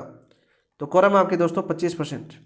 कितने परसेंट सदस्य होने चाहिए आपकी सभा में? बहुमत के साथ या 25% सदस्य होने चाहिए बैठक के लिए। 3 बैठक आपकी होनी चाहिए दोस्तों। ऑप्शन नंबर 3 आपका राइट आंसर हो जाएगा। नेक्स्ट क्वेश्चन की बात करते हैं। ये देखो बहुत ही important question, most important question है। और यहाँ से जो क्वेश्चन आएगा ना दोस्तों, सीधा पूछेगा तो इन्हीं ऑप्शनों के बीच से आपको क्वेश्चन पूछ सकता है, या व्याख्या से पूछेगा तो यहाँ से बाहरी क्वेश्चन नहीं जाने वाला। देखो क्वेश्चन क्या है, सबसे पहले इस क्वेश्चन की प्रकृति समझिए आप। एसएमसी की कार्यकारिणी समिति की बात कर रहा है। किसकी बात कर रहा है? आपकी स्कूल मैनेजमेंट कमेटी की कार्यकारिणी समिति की बात कर रहा है। कार्यकारिणी समिति की बात कर रहा है। 2 सभा बांटी हमने, एक साधारण सभा है, कार्यकारिणी सभा। तो कार्यकारिणी समिति के संदर्भ में निम्न कथनों पर विचार कीजिए। चलो करते हैं। कार्यकारिणी समिति में कुल सदस्य कितने होते हैं आपके? 16। सीधा पूछा जा सकता है कि एसएमसी की कार्यकारिणी समिति में कितने सदस्य होते हैं आपके? 16 सदस्य होते हैं। तो पहला क्वेश्चन तो यहाँ पर हो जाता, बिल्कुल राइट। इन 16 सदस्यों में देखो, जिनमें से 11 निर्वाचित माता पिता संरक्षक होंगे, यानी 75% कौन होंगे आपके? 16 में से 75% कौन होंगे दोस्तों? माता पिता या संरक्षक होंगे। एक दोस्तों ये एक होता है आपका निर्वाचित अध्यापक। एक क्या होता है आपका? निर्वाचित अध्यापक होता है। 2 सदस्य पदेन सदस्य होते हैं दोस्त। 2 सदस्य कौन होते हैं आपके? पदेन सदस्य होते हैं। 2 सदस्य कौन होते हैं आपके? मनोनीत होते हैं। ये क्वेश्चन आपको पूछा जा चुका है, कल हमने टेस्ट में पूछा था कि एसएमसी कार्यकारी समिति में कितने सदस्य मनोनीत किए जाते हैं। दोस्तों आपको याद है कि नहीं है? यदि याद नहीं है तो आपने पेपर का विश्लेषण नहीं किया, सीधी सी बात है। ठीक है, तो 2 सदस्य मनोनीत होते हैं। कितने सदस्य मनोनीत होते हैं आपके? 2 सदस्य मनोनीत होते हैं दोस्तों। तो इंपॉर्टेंट है, पूरी की पूरी लाइन इंपॉर्टेंट है, पूरी एक ही लाइन में पूरी व्याख्या कर दी गई है। ठीक है, कार्यकारिणी समिति में कुल सदस्य पूछे तो 16 सदस्य होते हैं। इनमें से कितने सदस्य माता पिता संरक्षक होते हैं? तो 11 सदस्य यानी कि 75% हो गए। कितने सदस्य निर्वाचित होते हैं? तो निर्वाचित की बात करें तो एक अध्यापक होता है। वैसे तो सारे निर्वाचित होते हैं, निर्वाचित सदस्य 11 तो माता पिता हो जाएंगे, एक कौन सा हो जाएगा आपका? अध्यापक हो जाएगा। कितने सदस्य पदेन सदस्य होते हैं? तो 2 सदस्य होते हैं। कितने सदस्य मनोनीत सदस्य होते हैं? तो 2 सदस्य होते हैं। और मनोनीत कौन करता है दोस्तों? आपका स्थानीय विधायक वगैरह मनोनीत करता है। दूसरा ऑप्शन देखो, 3/4 सदस्य यानी 75% माता पिता के संरक्षक होंगे। बिल्कुल राइट, ये चीज़ तो हम देख रहे हैं। देखो 11 सदस्य आ रहे हैं तो ये भी बता दिया मैंने कि 75% कौन होंगे आपके? माता पिता संरक्षक होंगे। कम से कम 50% महिलाएं होगी। मोस्ट इंपॉर्टेंट क्वेश्चन, बहुत बार पूछा जाता है कि एसएमसी की जो कार्यकारिणी समिति है इसके अंदर महिला सदस्य कितनी होगी? तो 50% होगी। कितनी होगी दोस्तों आपकी? 50% होगी। ठीक है, ये ऑप्शन भी आपका बिल्कुल राइट है। तीसरा ऑप्शन देखो दोस्तों क्या दे रखा है आपका? तीसरा ऑप्शन क्या दे रखा है दोस्तों आपका? कार्यकारिणी समिति के निर्वाचित अध्यक्ष एवं उपाध्यक्ष एसएमसी की साधारण सभा के अध्यक्ष एवं उपाध्यक्ष भी होंगे। बिल्कुल, साधारण सभा के अध्यक्ष और उपाध्यक्ष भी होंगे। बिल्कुल राइट बात है दोस्त। ये भी बिल्कुल सत्य बात है। साधारण सभा में देखा अभी हमने, साधारण सभा देखा था ना अभी ये पीछे, माता पिता सभी टीचर सम्मिलित होते हैं साधारण सभा के अंदर, ठीक है। वर्ष में 3 बार बैठक होती है साधारण सभा की, प्रत्येक 3 माह में एक बैठक होनी चाहिए, 25% quorum थी आपकी, तो बिल्कुल सत्य है। तो CWSN सदस्यों का निर्वाचन 2025 से शुरू हुआ। मोस्ट इंपोर्टेंट क्वेश्चन आपकी रीट के लिए बहुत सीधा पूछा जा सकता है कि SMSC कार्यकारिणी समिति में CWN सदस्यों का निर्वाचन किस वर्ष से शुरू किया गया, तो 2025 से दोस्तों। कब से शुरू किया गया आपका, 2025 से शुरू किया गया। तो ऑप्शन नंबर 4 भी बिल्कुल राइट है और मोस्ट है, इस बार आपके एग्जाम के लिए मोस्ट है। यदि SMSC क्वेश्चन पूछता है तो CWSN से क्वेश्चन बनेगा, क्योंकि काफ़ी चर्चा में भी रहा है। तो उपरोक्त कथनों में सही कथन की बात करें तो तीनों के तीनों आपके जो चारों के चारों सही है, तो ABCD आपका राइट आंसर हो जाएगा। ऑप्शन नंबर 3 आपका राइट आंसर हो जाएगा, ऑप्शन नंबर 3 आपका राइट आंसर हो जाएगा। और CWSN सदस्यों का निर्वाचन 2025 की बात करें, स्कूल शिक्षा परिषद द्वारा जारी दिशा निर्देश के बाद शुरू हुआ है दोस्तों। स्कूल शिक्षा परिषद के जारी दिशा निर्देश के बाद, यानी निर्देश किसने जारी किया दोस्तों, आपकी स्कूल शिक्षा परिषद ने जारी किया। आप क्वेश्चन पूछ ले, क्वेश्चन आ जाए आपके कि SMSC की कार्यकारिणी समिति में CWSN सदस्यों का निर्वाचन वर्ष 2025 में शुरू किया गया, किसके दिशा निर्देश के बाद, तो आपका ऑप्शन में दिया होगा आपका स्कूल शिक्षा परिषद, माध्यमिक शिक्षा बोर्ड, इस प्रकार के ऑप्शन आएंगे आपके। तो वहाँ पर क्या आएगा आपका स्कूल शिक्षा परिषद राइट आंसर। तो ये भी याद कर लेना दोस्तों साथ साथ। तो ऑप्शन नंबर 3 आपका राइट आंसर हो जाएगा। सभी कथन सत्य है और बहुत ही डिटेल वाला क्वेश्चन था। ऑप्शन नंबर 3 आपका राइट आंसर है। नेक्स्ट क्वेश्चन की बात करते हैं दोस्तों। अब देखो अध्यक्ष से कार्य वगैरह वहाँ से बात क्वेश्चन पूछे, तो देखो बैठकों की अध्यक्षता करना, बराबर मत आने पर निर्णायक मत देना, बैठ के आउट करना, ये अध्यक्ष के कार्य। ऐसे क्वेश्चन आपको सभी कर दोगे आराम से, ठीक है। सदस्य सचिव की बात करें तो कार्य, बैठक के कार्य बिंदु, एजेंडा क्या तैयार करना, कौन कौन से सदस्य शामिल होंगे इसके अंदर, क्या क्या एजेंडा रहेगा, सदस्य सचिव का कार्य है। बैठक के आउट करने की सूचना जारी करना, यानी सूचना पहले दे देता है आपका, ठीक है, कि बैठक होने वाली है आपकी।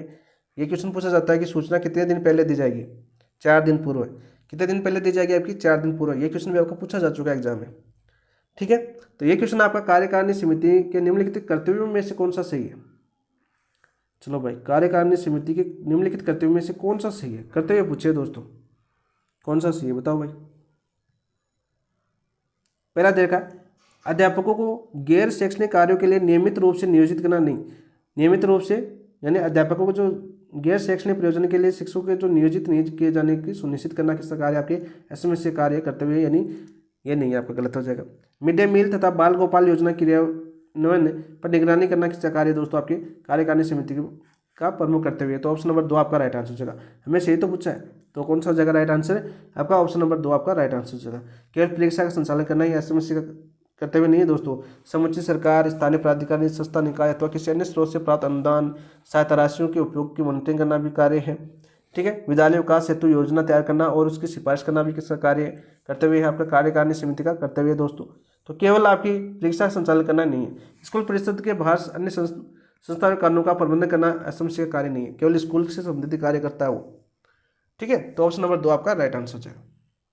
नेक्स्ट क्वेश्चन की बात करते हैं दोस्त। नेक्स्ट क्वेश्चन क्या आपका, क्वेश्चन नंबर 15 आ गया आपका। कार्यकारिणी समिति की बैठक किस दिन और प्रत्येक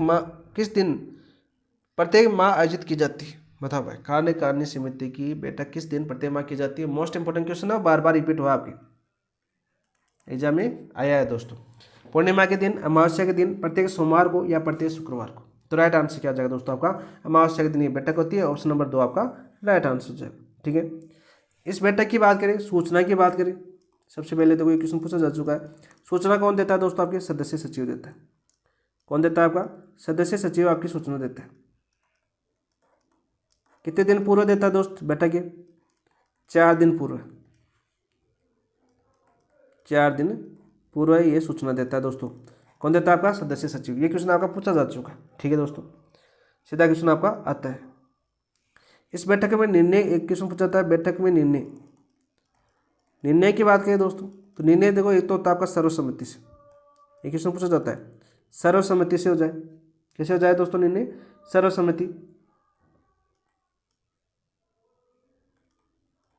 सर्वसम्मति से हो जाए, ठीक है। या दूसरा आपका संभव सर्वसम्मति व सर्वसम्मति नहीं होने पर निर्णय किससे होता है आपका बहुमत से। अगर सर्वसम्मति न हो तो निर्णय कैसे होगा आपका बहुमत से निर्णय होगा दोस्तों। ये दोनों क्वेश्चन आपके पूछे जा चुके हैं, यानी तीनों क्वेश्चन आपके एग्जाम में आ चुके हैं एक साथ। तो ऑप्शन नंबर 2 आपका राइट आंसर है। नेक्स्ट क्वेश्चन की बात करें, कोरम की बात करें तो कोरम भी, बैठक की कोरम भी याद कर लेते हैं यहाँ पर। तो कोरम दोस्तों आपके कुल सदस्यों की 1/3 कितने हो गया दोस्तों आपका 1/3 सदस्य से अधिक होनी चाहिए आपकी, यानी 1/3 कोरम आपकी किसी कार्यकारिणी समिति की बैठक के लिए। ऑप्शन नंबर 2 आपका राइट आंसर है। नेक्स्ट क्वेश्चन की बात करते हैं दोस्तों, निम्न कथनों पर विचार कीजिए। चलो भाई विचार करते हैं। देखो भाई कितना अच्छा क्वेश्चन पूछा गया, बहुत ही बेहतरीन क्वेश्चन है। कारण और कथन दे रखा है आपका। इस प्रकार के क्वेश्चन कल बहुत आए थे आपके एग्जाम के अंदर, जमादार के अंदर। स्टेटमेंट दे रखा है दोस्तों आपका, समिति का विकास कोष केवल विकास योजनाओं के लिए प्राप्त राशि और अन्य पूंजीगत आय के प्रबंधन हेतु बनाया जाता है। बिल्कुल राइट। तो समिति का जो विकास कोष है, जो कौन बनाती है आपकी एसएमसी, जो विकास कोष बनाती है, केवल विकास योजनाओं के लिए प्राप्त राशि, विकास योजनाओं के लिए जो अनुदान राशि प्राप्त होती है उनके लिए। बिल्कुल राइट। अन्य पूंजीगत आय के प्रबंधन हेतु बनाई जाती है। बिल्कुल राइट। विकास कोष इसीलिए बनाया जाता है। बिल्कुल सत्य बात है दोस्तों। कारण दे रखा है परिचालन कोष। देखो मैंने अभी आपको पीछे बताया था कि परिचालन कोष का निर्माण कौन करती है, एसएमसी करती है। तो परिचालन कोष के माध्यम से चंदा और अन्य पूंजीगत प्राप्तियों को विद्यालय की नियमित गतिविधियों में उपयोग किया जाता है। बिल्कुल राइट। बिल्कुल राइट। दोनों कथन भी दे रखा है, कारण भी दोनों सही दे रखे हैं, और कारण कथन का सही स्पष्टीकरण भी है दोस्तों। तो राइट आंसर क्या हो जाएगा आपका, ऑप्शन नंबर 1 आपका राइट आंसर है। क्या हो जाएगा दोस्तों आपका, ऑप्शन नंबर 1 आपका राइट आंसर हो जाएगा। देखो हमने क्या देखा, एसएमसी क्या करती है, समिति कोष की बात करें 2 कोष बनाती है। एक तो विद्यालय विकास कोष, एक होता है आपका परिचालन कोष। विकास कोष में तो क्या होता है आपका, विकास योजनाओं के अंतर्गत प्राप्त राशि, नागरिकों से विकास कार्य हेतु प्रदान अनुदान, अन्य पूंजीगत प्रकृति का रखा जाता है ब्यौरा। परिचालन कोष में चंदा, अन्य पूंजीगत प्राप्तियां होती हैं, उनको नियमित विद्यालय गतिविधियों में उपयोग किया जाना सुनिश्चित करती है। कौन करती है, एसएमसी। तो दोनों कथन और कारण दोनों सही दे रखा है, और कथन का सही स्पष्टीकरण भी कर रहा है कारण। तो ऑप्शन नंबर 1 आपका राइट आंसर हो जाएगा। बाकी दोस्तों जैसे एसएमसी गठन चालन संबंधी विवादों का अंतिम निर्णय, भाई जो विवाद हो जाए गठन व संचालन संबंधी यदि विवाद हो जाए दोस्तों, ये क्वेश्चन आपके क्लास टेस्ट में पूछा था। यदि आपको याद नहीं है तो आपको याद करवा देता हूँ मैं। कौन से टेस्ट में पूछा था, आपके फाइनल टेस्ट के अंदर ही पूछा था। तो इसका विवाद जो होता है दोस्तों, इसका निर्णय कौन करेगा, इस विवाद का निर्णय कौन करेगा। तो दोस्तों आपके जिला शिक्षा अधिकारी, जिला प्रारंभिक शिक्षा अधिकारी करेगा।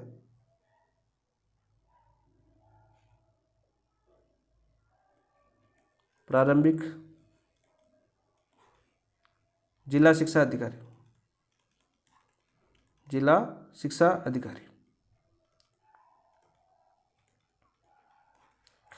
नोट लगा लेना दोस्तों, ये क्वेश्चन पूछा जा सकता है आपके एग्जाम में, पूछा गया है पहले, क्योंकि फर्स्ट ग्रेड में बहुत बार पूछा गया। आपकी तो एग्जाम लास्ट टाइम 2022 में जुड़ी थी, तो इतने क्वेश्चन नहीं बने, लेकिन इस बार तो बन नहीं सकते हैं आपके। तो ऑप्शन नंबर 1 आपका राइट आंसर हो जाएगा। नेक्स्ट क्वेश्चन की बात करते हैं दोस्तों। एसएमसी आपको अच्छे से समझ में आ गया होगा, तो एसटीएमसी की बात कर लें। चलो करते हैं। विद्यालय विकास एवं प्रबंधन समिति, देखो इस अब तक हमने विद्यालय स्कूल मैनेजमेंट कमेटी देख रहे थे, अब देख रहे हैं हम आपकी विद्यालय विकास एवं प्रबंधन समिति एसटीएमसी की बात करते हैं। के संदर्भ में निम्न कथनों पर विचार कीजिए। बहुत ही अच्छा क्वेश्चन है, चलो बहुत ही अच्छा क्वेश्चन है। गठन वगैरह हमने पहला क्वेश्चन देख चुके हैं। एसटीएमसी का गठन कक्षा 9 से 12 के विद्यार्थियों की शैक्षणिक गुणवत्ता सुधार और विद्यालय भवन विकास हेतु किया गया। बताओ भाई सही है क्या, तो बिल्कुल सत्य बात है, बिल्कुल सत्य बात। कब किया गया था इसका गठन, बताओ अभी क्या, कमेंट के अंदर बताओ कब किया गया था गठन। भाई साहब 22 अप्रैल 1999। कब किया गया था दोस्तों, आपके 22 अप्रैल 1999 को किया गया था। दूसरा ऑप्शन दे रखा है आपका, एसटीएमसी की कार्यकारिणी समिति में कुल 23 सदस्य होते हैं। बिल्कुल राइट। एसटीएमसी की जो कार्यकारिणी समिति है उसमें कुल कितने सदस्य होते हैं, आपके 23 सदस्य। अब आपको याद है कलाम के टेस्ट में ये क्वेश्चन भी पूछा था, कलाम ने पूछा था, और आपके एग्जाम में भी आ चुका है क्वेश्चन कि एसटीएमसी में कुल सदस्य कितने होते हैं। पिछली बार थोड़ा इजी था पेपर, इस बार थोड़ा लेवल बढ़ाने की बात कर रहे हैं, तो थोड़ा खतरनाक वाले क्वेश्चन ज़्यादा देखना। तो एसटीएमसी कार्यकारिणी समिति में कुल कितने सदस्य होते हैं दोस्तों, 23 सदस्य होते हैं। सीधा क्वेश्चन है, इजी है लेकिन खतरनाक में आ गया, यानी आपको चैप्टर पूरा याद होना चाहिए। क्वेश्चन वही है, आपको यदि नोट्स याद है ना पूरे, तो भी आप इन क्वेश्चन को कवर कर सकते हो। अध्यक्ष और पदेन सदस्य सचिव दोनों प्रधानाध्यापक और प्राचार्य होते हैं। ठीक है भाई, अध्यक्ष और पदेन सदस्य सचिव है वो दोनों प्रधानाध्यापक या प्राचार्य होते हैं। बिल्कुल सत्य बात है, बिल्कुल सत्य बात है दोस्तों, बिल्कुल सत्य बात है। वर्ष 2025 में भामाशाह या नामित प्रतिनिधि का सम्मिलित 1 से 2 करोड़ सहयोग पर एक सदस्य और 2 करोड़ के अधिक सहयोग पर 2 सदस्य किया जाएगा। बिल्कुल राइट। उपयुक्त में से सही के दोनों का चयन कीजिए। चारों सही है तो ऑप्शन नंबर 3 आपका राइट आंसर हो जाएगा। क्या हो जाएगा दोस्तों आपके? ऑप्शन नंबर 3 आपका राइट आंसर हो जाएगा। बहुत ही अच्छा क्वेश्चन था, बहुत ही अच्छा क्वेश्चन था। अध्यक्ष कौन होता है दोस्तों? अध्यक्ष आपका प्रधानाचार्य या प्राचार्य होता है। और पदेन सदस्य की बात कर रहा है दोस्तों, यहाँ पर देखो, एक मिनट, शायद हमने गलत कर दिया। देखो, अध्यक्ष और पदेन सदस्य सचिव दोनों प्रधान अध्यापक या प्राचार्य होते हैं दोस्तों। दोनों प्रधान अध्यापक ही नहीं होते दोस्तों। अध्यक्ष तो होता है आपका प्रधान अध्यापक। अध्यक्ष तो कौन होता है आपका? प्रधानाध्यापक, ठीक है, या आपका प्राचार्य। किसी स्कूल में प्राचार्य तो होता है दोस्त। लेकिन पदेन सदस्य सचिव की बात करें, पदेन सदस्य सचिव, ये कौन होता है दोस्त? ये होता है दोस्तों आपका प्रधानाचार्य नामित करता है। प्रधानाचार्य क्या करता है आपका, या प्रधानाध्यापक क्या करता है दोस्तों? नामित करता है दोस्त। नामित मुख्य शिक्षक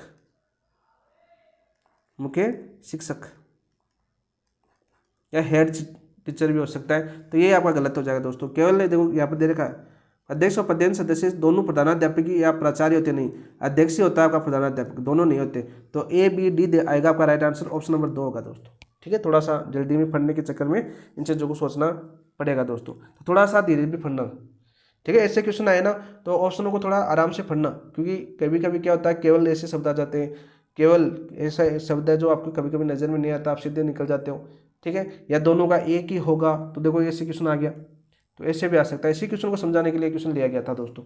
तो ऑप्शन नंबर 2 आपका राइट आंसर हो गया। ऑप्शन नंबर 2 आपका राइट आंसर हो गया। नेक्स्ट क्वेश्चन की बात करते हैं। और STMC में भी याद करना दोस्तों, STMC में भी 50% कौन होगी दोस्तों? महिला होगी, महिला होगी दोस्तों। और दोस्तों इसका कार्यकाल कितना होगा दोस्तों? STMC का कार्यकाल पूछे दोस्तों तो कितना होगा आपका? 2 वर्ष। भाई 2 शैक्षणिक सत्र ऐसे भी आ सकता है ऑप्शन में। ऑप्शन में क्या आ सकता है आपका? 2 शैक्षणिक सत्र भी आ सकता है, ठीक है। समझिए होगा इस क्वेश्चन को। नेक्स्ट क्वेश्चन क्या हो जाते हैं दोस्तों? STMC के कार्य में निम्न में से कौन सा शामिल है? तो कौन सा शामिल है? बहुत ही इजी क्वेश्चन है, पर प्रीवियस ईयर का क्वेश्चन है दोस्तों ये।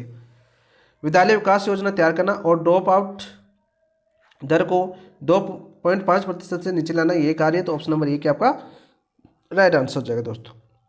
ऑप्शन नंबर 1 क्या आपका राइट आंसर हो जाएगा। इसके साथ ही वित्तीय प्रबंधन करना, ये भी किसका कार्य है दोस्तों? STMC कार्य है। इसके साथ ही वो भी याद कर लो, वित्तीय प्रबंधन, ये भी किसका कार्य है दोस्तों? आपके STMC का कार्य है। बिल्कुल राइट। प्रत्येक जैसे समिति अपने कोष का उपयोग रेकरिंग यानी आवर्ती व नॉन रेकरिंग अनावर्ती मदों में कर सकती है, ठीक है। यहाँ पे याद कर लो, समिति अपने कोष का उपयोग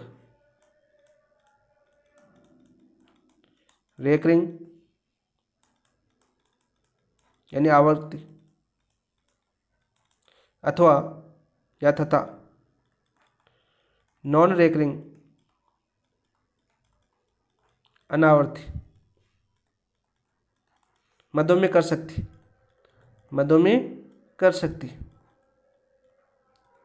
यह भी किसका कार्य है दोस्तों? आपका STMC का कार्य। तो ऑप्शन नंबर 1 आपका राइट आंसर हो जाएगा। नेक्स्ट क्वेश्चन की बात करते हैं दोस्तों। नेक्स्ट क्वेश्चन क्या आपका? देखो, STMC की बैठक किस दिन आयोजित की जाती है और बैठक के लिए न्यूनतम कोरम क्या होती है? बहुत ही अच्छा क्वेश्चन पूछा गया भाई। कोरम का क्वेश्चन सीधा भी पूछा जाता है आपका। तो STMC की बैठक किस दिन आयोजित की जाती है और बैठक के लिए न्यूनतम कोरम क्या होता है? प्रत्येक सोमवार को 25% सदस्यों के साथ, प्रत्येक पूर्णिमा को 50% सदस्यों के साथ, प्रत्येक अमावस्या को 50% सदस्यों के साथ, प्रत्येक शुक्रवार को 75% सदस्यों के साथ। तो राइट आंसर क्या हो जाएगा दोस्तों? प्रत्येक अमावस्या को 50% सदस्यों के साथ। तो ऑप्शन नंबर 3 आपका राइट आंसर हो जाएगा। तो कोरम देख लो, 50% सदस्य हैं, यानी STMC के 50% यानी 1 सदस्यों के साथ तभी आपकी बैठक होगी दोस्तों। और बैठक की सूचना की बात कर लेते हैं। ये क्वेश्चन मैं पहले भी करवा चुका हूँ आपको, ठीक है। इसे SMC में पढ़ा था। बैठक की सूचना प्रदेश सचिव आपकी कितने दिन पहले करता है? 4 दिन। लेकिन इसकी सूचना दोस्तों आपका जो सदस्य है आपके प्रदेश, ठीक है, प्रत्येक सदस्यों कितने 2 सप्ताह पूर्व दी जाती है। 2 सप्ताह पूर्व है दी जानी अनिवार्य है दोस्त, अनिवार्य है, यानी 2 सप्ताह तो मिनिमम होने चाहिए। बैठक की सूचना कम से कम 2 सप्ताह पहले ही देनी होगी, यानी मान लो आज दूँ तो आज के 15 दिन बाद वो बैठक होगी लगभग बात करें। ठीक है, तो ये इंपॉर्टेंट क्वेश्चन है दोस्त, याद करना। ऐसे छोटे छोटे क्वेश्चन ही बनते हैं आपके एग्जाम में। सीधा जाकर 2 सप्ताह पहले दे दी जाए, 2 सप्ताह में नहीं देनी चाहिए, केवल 1 सप्ताह में देनी चाहिए, या 2 सप्ताह पहले, या दिन भी पूछे जा सकते हैं, यानी तो 2 सप्ताह में आपके 14 दिन हो गए। ठीक है, ऑप्शन नंबर 3 आपका राइट आंसर। नेक्स्ट क्वेश्चन की बात करते हैं दोस्तों, बहुत ही अच्छा क्वेश्चन है दोस्त। एसटीएमसी की 2 उपसमितियों में कौन सी उपसमिति में 6 सदस्य होते हैं? यानी देखो आपको यहाँ पर पता चल रहा है कि एसटीएमसी की कितनी उपसमितियाँ होती है दोस्तों, 2 होती है। क्वेश्चन आपका पूछा जा चुका है एग्जाम के अंदर कि एसटीएमसी में कितनी उपसमितियाँ होती हैं, तो 2 होती है दोस्त। कितनी होती है आपकी? 2 होती है। कौन सी उपसमिति में 6 सदस्य होते हैं? विद्यालय शैक्षिक उपसमिति में, विद्यालय भवन समिति में, ठीक है, वित्तीय से उपसमिति नहीं होती, अनुशासन उपसमिति नहीं होती। तो दोनों उपसमितियों के नाम भी देख लो, एक तो होती है आपकी विद्यालय शैक्षिक उपसमिति, एक होती है आपकी विद्यालय भवन उपसमिति। ठीक है, 2 उपसमितियाँ होती हैं। तो दोस्तों इसके अंदर विद्यालय भवन में बात करें तो इसमें कितने होते हैं आपके? 6 सदस्य होते हैं। और यहाँ पर ये भी याद करना दोस्तों, ये 6 सदस्य आपके अध्यक्ष सहित होते हैं, अध्यक्ष सहित होते हैं। और हमें क्या पूछा था? 6 सदस्य। तो ऑप्शन नंबर 2 आपका राइट आंसर हो जाएगा। क्या हो जाएगा दोस्तों आपका? ऑप्शन नंबर 2 आपका राइट आंसर हो जाएगा। अब आप बोलोगे सर फिर इसकी बात करें तो विद्यालय शैक्षिक उपसमिति, तो दोस्तों इसके अंदर 8 सदस्य होते हैं। कितने सदस्य होते हैं दोस्तों? 8 सदस्य होते हैं, और ये भी अध्यक्ष सहित होते हैं, अध्यक्ष सहित। ये लो दोस्तों, ये दोनों भी आपको समझ में आ गया। एसएमसी, एसटीएमसी, विद्यालय प्रबंधन के कार्य, सिद्धांत, मैनेजमेंट, सारी चीज़ें आपको समझ में होंगी। ठीक है, ये टॉपिक इसी के साथ समाप्त होता है दोस्तों। यहाँ पर देखो आपके शुरू हो जाते हैं आपके शिक्षण अधिगम के नवाचार। तो अब तक हमने जो क्लास ली दोस्तों एमसीक्यू के माध्यम से, कलाम बुकलेट को पूरा कवर किया है। ठीक है, जो आपकी जीआईएसटी बुकलेट है, इसकी एक भी ऐसी इंपॉर्टेंट लाइन नहीं छोटी है, पूरी की पूरी लाइनें आपको इन क्वेश्चनों के माध्यम से कवर करवाई गई है। क्वेश्चन कैसे लगे कमेंट के अंदर बताना, क्लास कैसी लगी कमेंट के अंदर बताना, और जिन दोस्तों ने सब्सक्राइब नहीं किया अभी तक सब्सक्राइब कर लो, और लाइक नहीं किया तो एक बार लाइक जरूर कीजिए ताकि हमें भी मोटिवेशन मिले दोस्तों। और कमेंट के अंदर बताओगे तो हमें भी मोटिवेशन मिलेगा कि आपको क्लास कैसी लग रही है, क्वेश्चनों का स्तर कैसा लग रहा है। क्योंकि जब हम टारगेट क्या अपना सेकंड ग्रेड, अगला टारगेट क्या अपना सेकंड ग्रेड टारगेट है, तो उसको ध्यान में रखते हुए उसी हिसाब से आपके अनुसार, आपके सिलेबस के अनुसार, साथ साथ वर्तमान की प्रकृति के अनुसार, और ऑथेंटिक बुक को आधार मानकर, ऑथेंटिक बुक सारी है, पीडीएफ चाहिए तो पीडीएफ भी मिल जाएगी आपको ऑथेंटिक बुक की, एक बुक की धीरे धीरे मिलेगी, ऐसी नहीं। ठीक है, हर बुक की जैसे जैसे पीडीएफ मिलेगी, लेकिन एक प्राइवेट चैनल के अंदर मिलेगी, ऐसे नहीं पब्लिक करोगे तो कॉपीराइट आ जाएगा, जुर्माना का भुगतान करना पड़ जाएगा। लेकिन जहाँ तक हो सकता है आपको एक ऐसे चैनल पर उपलब्ध करवा देंगे, क्योंकि हर बुक खरीदना एक विद्यार्थी जीवन में पॉसिबल भी नहीं है। ठीक है, ये चीज़ें हम समझ सकते हैं, ये चीज़ें। तो दोस्तों शेयर कर दीजिए, वीडियो को शेयर कर दीजिए, साथ साथ टेलीग्राम को भी शेयर कर दीजिए, क्योंकि सारी अपडेट टेलीग्राम के ऊपर ही मिलेगी। ठीक है, तो टेलीग्राम को भी शेयर कर देना, इस क्लास को भी शेयर कर देना, लाइक नहीं किया तो लाइक भी कर देना। आज दोस्तों बात करते हैं आपके शिक्षण अधिगम के नवाचार। आप सीधे सीधे क्वेश्चन पूछे जाएंगे आपकी कोरोना से संबंधित जो विभिन्न कार्यक्रम है आपकी सरकार द्वारा चलाए गए शिक्षा से संबंधित, या कौन से कोरोना से पहले, जैसे कलाम ने एक क्वेश्चन पूछा था कल्प वाला, पूछा था कि नहीं पूछा था, वही फाइनल प्री एग्जाम दिया होगा आपने, मुझे याद है तो आपको भी याद होगा, क्योंकि हमने एनालिसिस भी कर चुके हैं दोस्तों। एनालिसिस जरूर किया करो पेपर का, तो वो आपके कोरोना से पहले का था। तो ऐसा क्वेश्चन भी आपका पूछा गया और 2025 में पूछे भी गए आपके फर्स्ट ग्रेड के अंदर, पूछे गए क्वेश्चन, तो आपके भी पूछने की पूरी संभावना है। और लेवल बढ़ गया तो थोड़ा सा डिटेल से करते हैं इन क्वेश्चनों को भी। तो चलिए दोस्तों देखते हैं आज का पहला क्वेश्चन। देखो, राजस्थान एजुकेशन इनिशिएटिव यानी REI किस वर्ष से ICT यानी इंफॉर्मेशन एंड कम्युनिकेशन टेक्नोलॉजी और नॉन ICT स्ट्रीम में PPP मॉडल पर संचालित है? ये आ चुका है, PPP मॉडल कब संचालित हुआ, लेकिन हमने देखो थोड़ा सा डीप क्वेश्चन बनाने का कोशिश किया है इसको, ताकि आपको हर चीज़ एक ही क्वेश्चन के माध्यम से कवर हो सके। तो राजस्थान एजुकेशन इनिशिएटिव की बात करते हैं, तो फुल फॉर्म पूछिए आपकी REI की, तो राजस्थान एजुकेशन इनिशिएटिव किस वर्ष से ICT और नॉन ICT स्ट्रीम में, दोनों में, ICT और नॉन ICT दोनों स्ट्रीम में PPP मॉडल संचालित किया है दोस्तों? 2000, 2005, 2010, 2015, बताओ भाई राइट। तो 2005, कब क्या? 2005। ऑप्शन नंबर 2 आपका राइट आंसर हो जाएगा, ऑप्शन नंबर 2 आपका राइट आंसर हो जाएगा दोस्त। ये क्वेश्चन तो आपको समझ में आ गया। यहाँ पर पूछे कि भागीदार कौन थे भाई, जो ये कार्यक्रम चलाया आपका, ठीक है, REI, इसमें भागीदार कौन कौन थे? भागीदार की बात करें दोस्तों तो इसके अंदर भागीदार थे आपके CII, ठीक है दोस्तों, GE, SCI,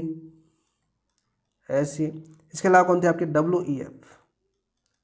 तो ये कौन थे भाई, इस मॉडल के अंदर संचालित किया गया था। इसमें भागीदार थे कौन कौन, CII, GE, SCI और WEF।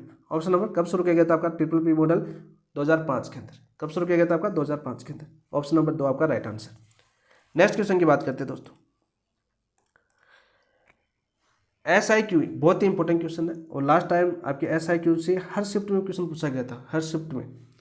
स्टेट इनिशिएटिव, ये फुल फॉर्म भी पूछी गई थी, याद कर लो साथ साथ। SIQ की state initiative for quality education, SIQ की फुल फॉर्म क्या है दोस्तों, state initiative for quality education. कार्यक्रम किस वर्ष से प्रारंभिक कक्षा 1 से 5 के लिए प्रारंभ हुआ। अब देखो क्वेश्चन के अंदर दे रखा है कि स्टेट इनिशिएटिव क्वालिटी एजुकेशन आपका वो प्रारंभिक शिक्षा, जो प्रारंभिक शिक्षा कौन कौन सी कक्षा आ जाती है आपकी, कक्षा 1 से 5 के लिए कब प्रारंभ किया गया था, बताओ भाई। 2010-11 में, 2015-16 में, 2018-19 में, 2020-21 में। दोस्तों ये शुरू किया गया था आपका 2015-16 के अंदर। तो ऑप्शन नंबर 2 आपका राइट आंसर। यही क्वेश्चन था ना आपका, लेकिन इस क्वेश्चन यही पूछा गया था 2015-16, लास्ट रीट 2022 के अंदर। आप देखो इसी क्वेश्चन की बात करते हैं दोस्तों। इसकी थीम क्या थी, SIQ की थीम की बात करते हैं सबसे पहले। भाई इसकी थीम क्या थी, थीम भी तो पूछी जा सकती है दोस्तों। इसकी थीम थी सब बच्चे सीख सकते हैं और सब शिक्षक पढ़ा सकते हैं। क्या थीम थी आपकी, सब बच्चे सीख सकते हैं, सब बच्चे सीख सकते हैं,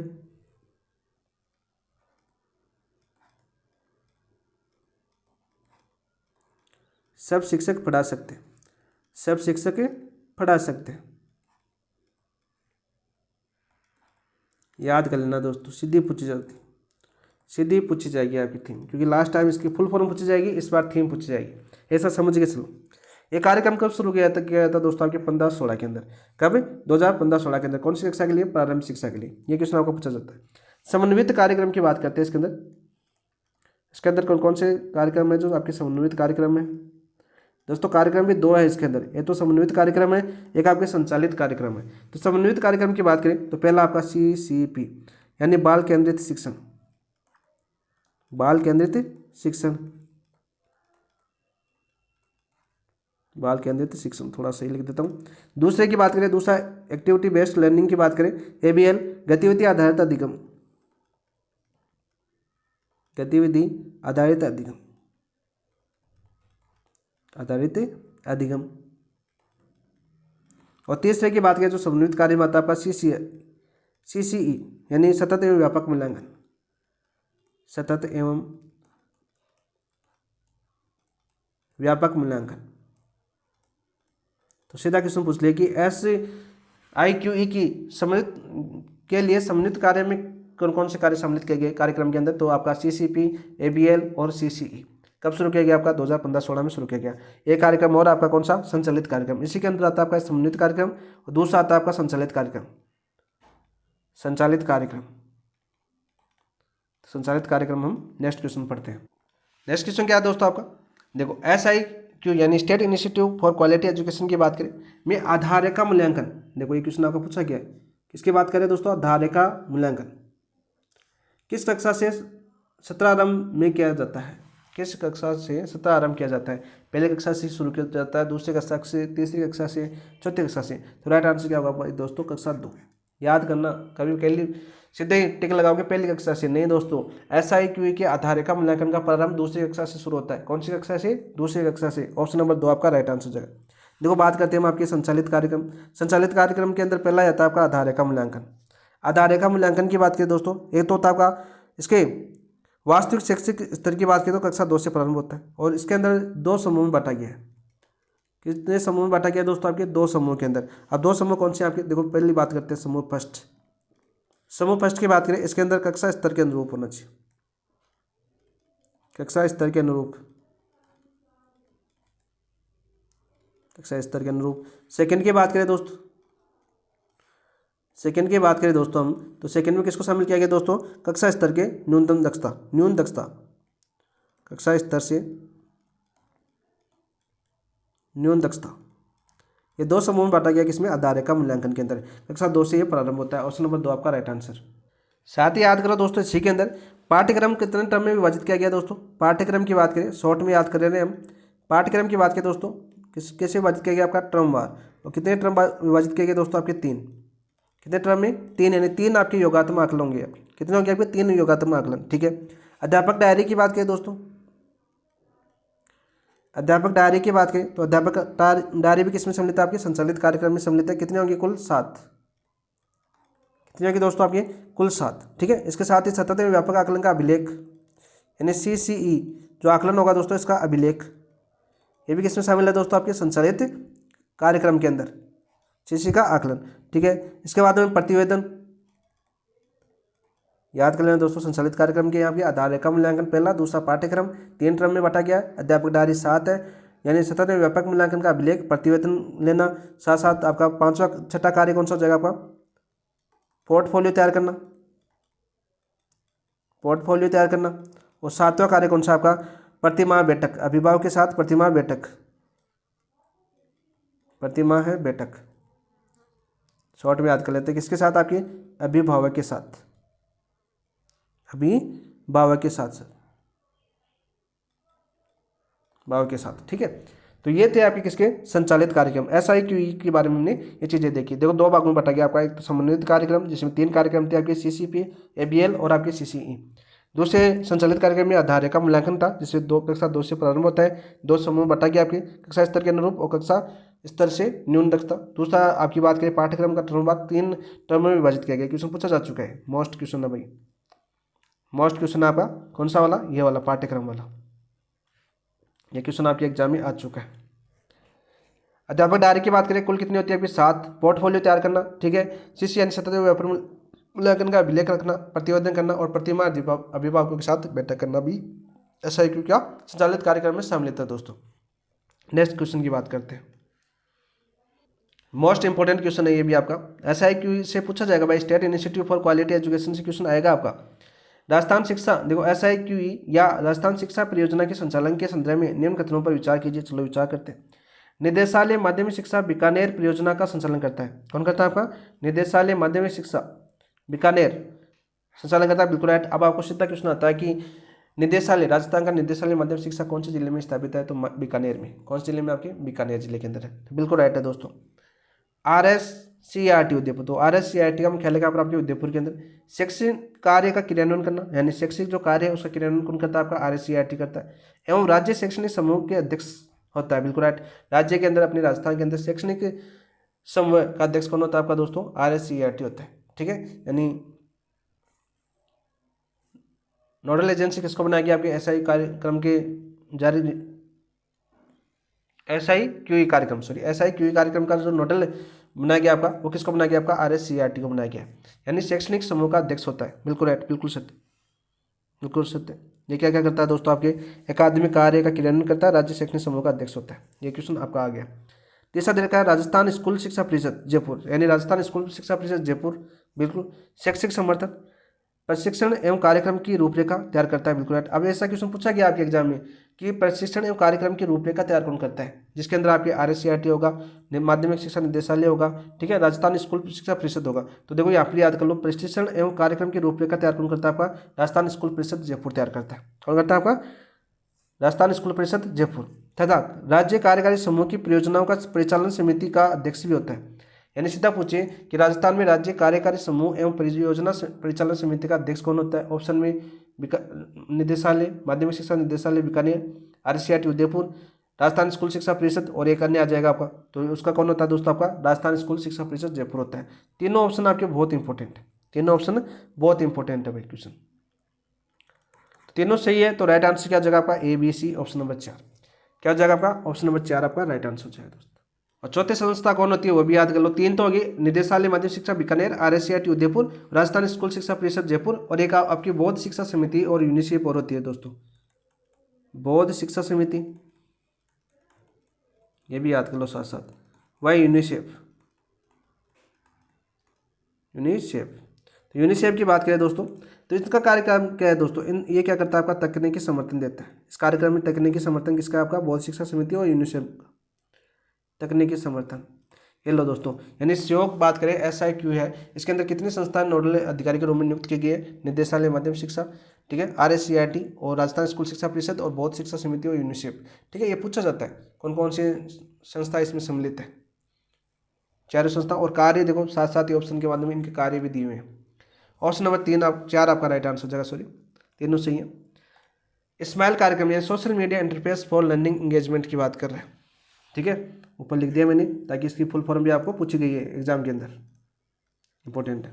पर्सन क्या है आपका, देखो स्माइल 2.0 की बात कर रहा है, 1.0 की बात नहीं कर रहा है, 2.0 की बात कर रहा है, जो कब शुरू हुआ था दोस्तों आपके 2 नवंबर 2020 को शुरू हुआ था। के तहत क्या उपलब्ध कराया गया था, इसके तहत क्या उपलब्ध कराया गया था? केवल कंटेंट उपलब्ध कराया गया था, कंटेंट प्लस गृह कार्य दिया गया था, केवल गृह कार्य या कंटेंट प्लस क्यूज दिए गए थे? दोस्तों इसके अंदर 2.0 के अंदर कंटेंट प्लस गृह कार्य उपलब्ध कराया गया था। ऑप्शन नंबर 2 आपका राइट आंसर हो जाएगा। क्या हो जाएगा आपका? ऑप्शन नंबर 2 आपका राइट आंसर हो जाएगा दोस्त। सीधा क्वेश्चन आपका पूछा जाएगा, कंटेंट यानी गृह कार्य और कंटेंट उपलब्ध कराया गया था इस शिक्षा के द्वारा। तो ऑप्शन नंबर 2 आपका राइट आंसर। अब दोस्तों देखो सबसे पहले बात करते हैं स्माइल की, बात करते हैं social media interface for learning कार्यक्रम की बात करते हैं। तो दोस्तों इसकी शुरुआत कब हुई थी? दोस्तों इसकी शुरुआत हुई थी आपकी 13 अप्रैल 2020 को, 13 अप्रैल 2020 को इसकी शुरुआत होती है, ठीक है। पहला क्वेश्चन तो आपको ये याद होना चाहिए। इसका ध्येय वाक्य क्या था आपका? ध्येय वाक्य याद होना चाहिए इसका। जैसे हमने SIQ के लिए देखा, सब बच्चे सीख सकते हैं, सब शिक्षक पढ़ा सकते हैं, देखा ना। तो इसका क्या था? रोज सवेरे 9 बजे हर घर स्कूल घंटी बजे, रोज सवेरे 9 बजे 9 बजे हर घर स्कूल घंटी बजे, स्कूल घंटी बजे, सीधा पूछा जाएगा दोस्तों। और इसका कार्य करता है आपका कक्षा 1 से 12 तक के लिए, कक्षा 1 से 12 तक व्हाट्सएप पर ई कंटेंट उपलब्ध कराना, व्हाट्सएप पर ई कंटेंट उपलब्ध कराना, ई कंटेंट उपलब्ध कराना दोस्त। पहला कार्य तो इसका था, ठीक है, स्माइल कार्यक्रम का। फिर दोस्तों दूसरा आपका स्माइल 2.0 की बात करें, ये 2 नवंबर 2020 को होता, ठीक है। इसके अंदर आपके ई कंटेंट के साथ साथ आपको दोस्तों गृह कार्य भी दिया गया, ठीक है। तीसरा बात कर लेते हैं हम, 2 तो आ गया आपके। स्माइल 3.0 की बात करते हैं। ये शुरू होता है दोस्तों आपका 21 जून 2021 को, 21 जून 2021 को शुरू होता है। आओ घर से में सीखे 2.0 के अंतर्गत आया था। ये किसके तहत शुरू किया गया था दोस्तों? आओ घर के अंदर सीखे, आओ घर में सीखे 2.0 के तहत, आओ घर में सीखे 2.0 के तहत कौन सा कार्यक्रम आया था आपका? स्माइल 3.0 आया था, कब आपका? 21 जून 2021 को। और आओ घर में सीखे 2.0 भी कब आया था आपका? 21 जून 2021 को आया था दोस्तों। इसके साथ आपका स्माइल 3.0 शुरू किया गया था। इसके अंदर देखो दोस्तों, यहाँ पर याद कर लेना, इसके अंदर दोस्तों ये कंटेंट दिया गया था आपका, यानी कंटेंट प्लस गृह कार्य प्लस दोस्तों आपके साप्ताहिक क्यूज, साप्ताहिक क्यूज पूछा जाएगा। जैसे क्वेश्चन आया साप्ताहिक क्यूज, और साथ में स्वाद यानी बातचीत भी की गई थी, यानी बच्चों से बातचीत भी की गई थी। किसके अंदर? आपके स्माइल 3.0 के अंदर। मोस्ट इंपॉर्टेंट क्वेश्चन है सारा का सारा, तो पूरा क्वेश्चन आपको समझ में आ गया होगा स्माइल कार्यक्रम। नेक्स्ट क्वेश्चन की बात करते हैं दोस्त, थोड़ा फास्ट करते हैं हम, अभी बहुत क्वेश्चन करने हैं हमें। शिक्षा वाणी कार्यक्रम की, आप देखो शिक्षा वाणी कार्यक्रम की बात करें, माध्यम से घर बैठे कितने मिनट का निःशुल्क शिक्षा प्रसारण होता है? बताओ भाई, 45 मिनट, 50 मिनट, 55 मिनट, 60 मिनट। तो राइट आंसर क्या हो जाएगा दोस्तों आपका? 55 मिनट। ऑप्शन नंबर 3 आपका राइट आंसर हो जाएगा। तो दोस्तों शिक्षा वाणी कार्यक्रम की बात करते हैं। सबसे पहले जल्दी जल्दी से याद कीजिए, क्योंकि ये सारे क्वेश्चन करवा चुके हैं। प्रारंभ कब हुआ था दोस्तों? सबसे पहले आपका क्वेश्चन यही बनता है आपका, प्रारंभ हुआ था आपका 11 मई 2020 को। कब हुआ था आपका? 11 मई 2020 को शुरू हुआ था, ठीक है। किसके ऊपर हुआ था आपका? रेडियो के ऊपर। किसके ऊपर हुआ था आपका दोस्तों? रेडियो के ऊपर हुआ था, ठीक है। किसके ऊपर हुआ था आपका? रेडियो के ऊपर हुआ था। ये चीज़ें आपको याद है ना, ठीक है। 11 बजे से समय की बात करें, ये पूछा जा चुका है। समय आपका 11 बजे से 11:55 बजे से 11:55 तक, ठीक। कुल 55 मिनट हो जाएगी आपकी। और कौन सी कक्षा के लिए किया गया था आपका? कक्षा 1 से 12 के लिए। शॉर्ट में याद करो, ऑप्शन नंबर 3 आपका राइट आंसर हो जाएगा। बच्चों कान लगाओ, पढ़ते जाओ, बढ़ते जाओ, ये इसके ध्येय वाक्य था। नेक्स्ट क्वेश्चन, देखो कारण और प्रश्न है आपका, ये क्वेश्चन ही मैंने आज से टेलीग्राम के ऊपर डाला है आपका, कारण और प्रश्न, ये सॉरी कथन और कारण का प्रश्न है, ये मैंने आपके टेलीग्राम के ऊपर ये क्वेश्चन डाला है दोस्तों। कथन दे रखा है, शिक्षा दर्शन का प्रसारण है कक्षा 1 से 12 तक के किया गया, बिल्कुल राइट। शिक्षा दर्शन का प्रसारण कक्षा 1 से 12 तक किया गया, बिल्कुल राइट। कब किया गया था दोस्तों आप, ये 11 जून 2020 को।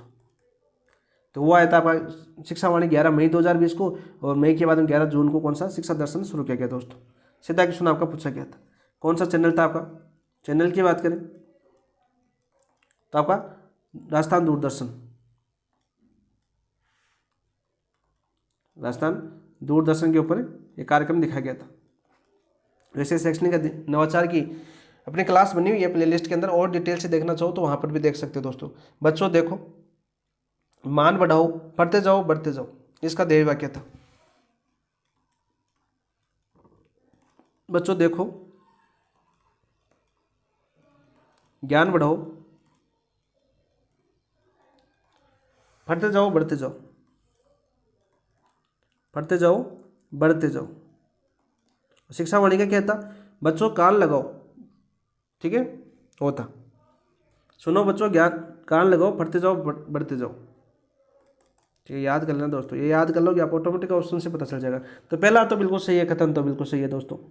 इसका संचालन RSCRT द्वारा यूनिसेफ के सहयोग से चलाया गया था, बिल्कुल राइट। इसका संचालन किसके द्वारा किया गया था दोस्तों, RSCRT के द्वारा यूनिसेफ के सहयोग से चलाया गया था, बिल्कुल राइट। तो कारण भी सही है, तो कथन और कारण दोनों सही है। कारण कथन का सही स्पष्टीकरण है, तो ऑप्शन नंबर 1 आपका राइट आंसर हो जाएगा दोस्तों।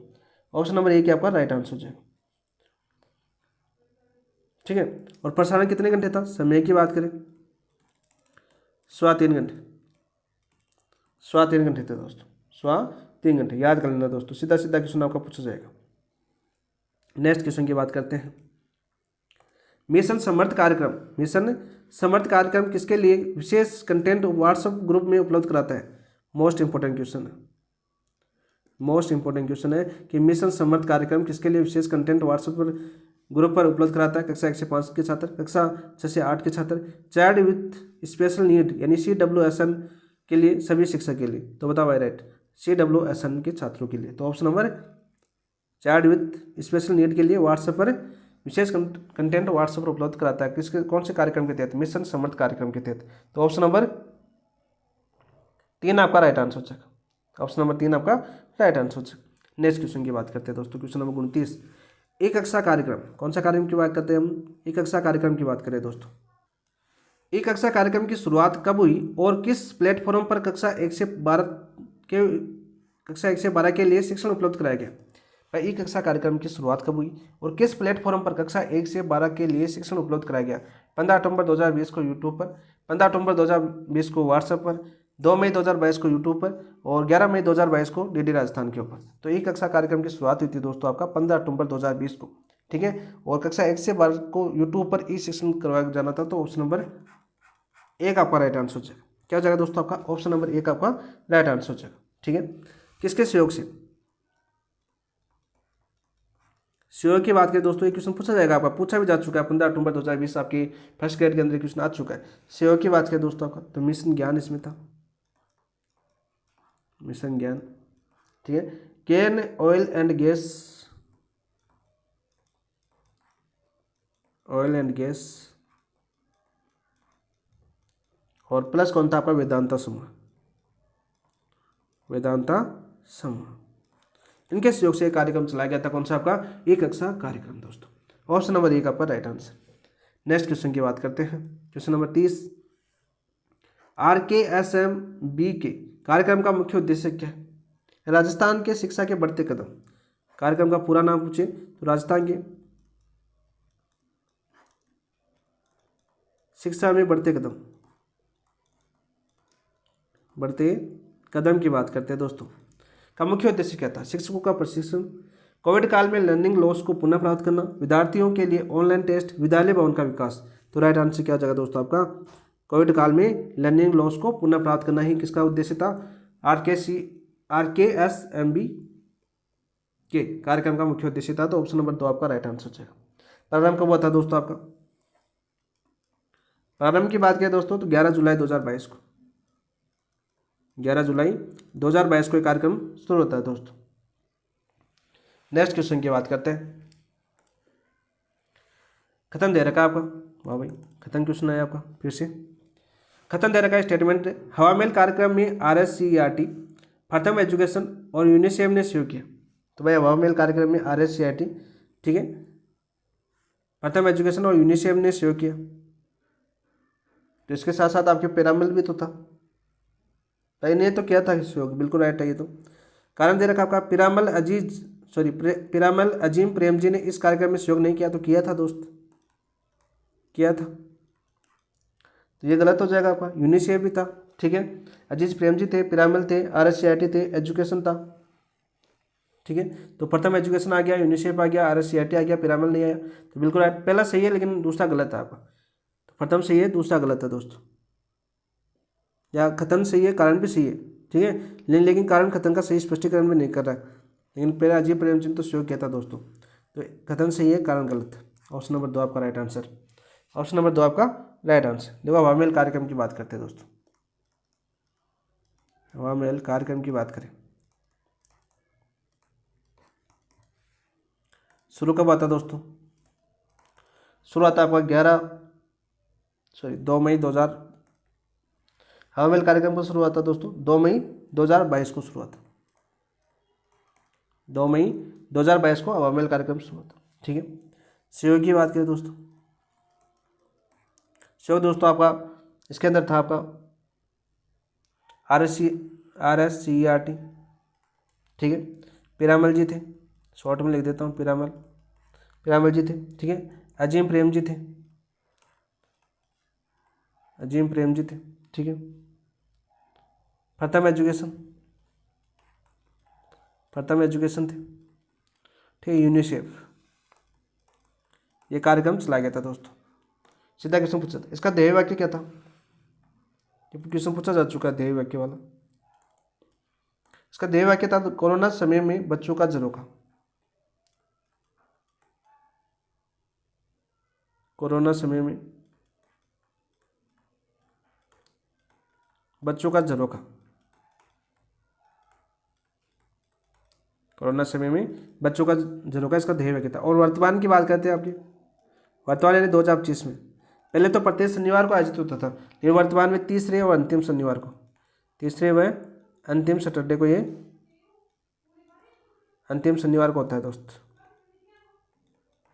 तीसरे और अंतिम शनिवार को, ठीक है, ये भी याद करना साथ साथ। ऑप्शन नंबर 2 आपका राइट आंसर। नेक्स्ट क्वेश्चन की बात करते हैं दोस्तों, बहुत क्वेश्चन करने। दीक्षा का फुल फॉर्म क्या है? Digital infrastructure for knowledge sharing, digital infrastructure for knowledge sharing. Option number 2 आपका राइट आंसर हो जाएगा, ऑप्शन नंबर 2 आपका राइट आंसर हो जाएगा। नेक्स्ट क्वेश्चन की बात करते हैं। Rise Rajasthan interface for school educators, ये फुल फॉर्म भी पूछी जा चुकी है आपके एग्जाम के अंदर। राइज की बात करते हैं, Rajasthan interface for school educators की बात करते हैं कि कार्यक्रम के संदर्भ में निम्न में कथनों पर विचार कीजिए। RISC का प्रारंभ वर्ष 2017-18 में राजस्थान सरकार द्वारा NCTE के सहयोग से किया गया, बिल्कुल राइट। इसमें सहयोग संस्था कौन सी थी? NCTE के सहयोग से चलाया गया था, बिल्कुल सत्य है, पहला बिल्कुल राइट है दोस्त। RISC का उद्देश्य शिक्षक प्रशिक्षण और शिक्षक व शिक्षार्थियों तक विशेष सामग्री की पहुंच सुनिश्चित करना था, बिल्कुल राइट। इस कार्यक्रम का आदर्श वाक्य हमारे शिक्षक हमारे नायक, बिल्कुल राइट, क्वेश्चन भी पूछा जा चुका है एग्जाम में। इस कार्यक्रम का आदर्श वाक्य क्या था? हमारे शिक्षक हमारे नायक, बिल्कुल राइट है। RISC का स्पॉन्सर यूनिसेफ है दोस्त, इसका स्पॉन्सर यूनिसेफ नहीं है दोस्त। स्पॉन्सर कौन है इसका? एक स्टेप फाउंडेशन, एक step foundation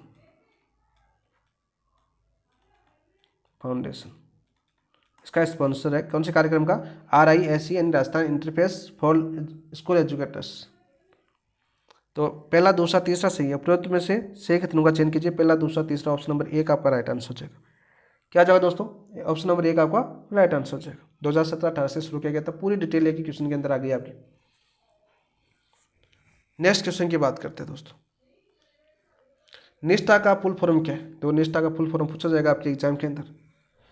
national initiative for school hands and teachers holistic advancement. Option number 1 आपका राइट आंसर हो जाएगा।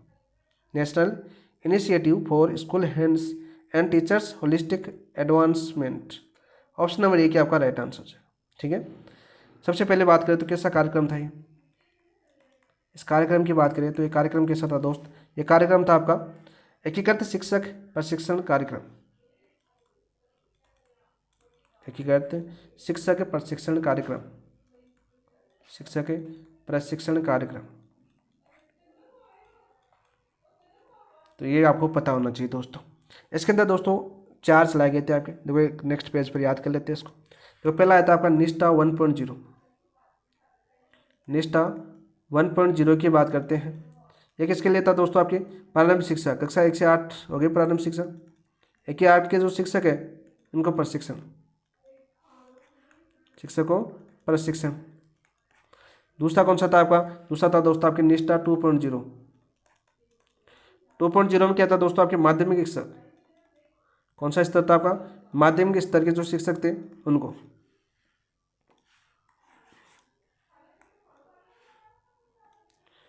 माध्यमिक स्तर के शिक्षक थे, इनको प्रशिक्षण देना था 2.0। तीसरा आता आपका दोस्तों निष्ठा 3.0 के साथ FLN और रहता आपका निष्ठा 3.0 FLN। इसके अंदर दोस्तों था आपका प्री प्राथमिक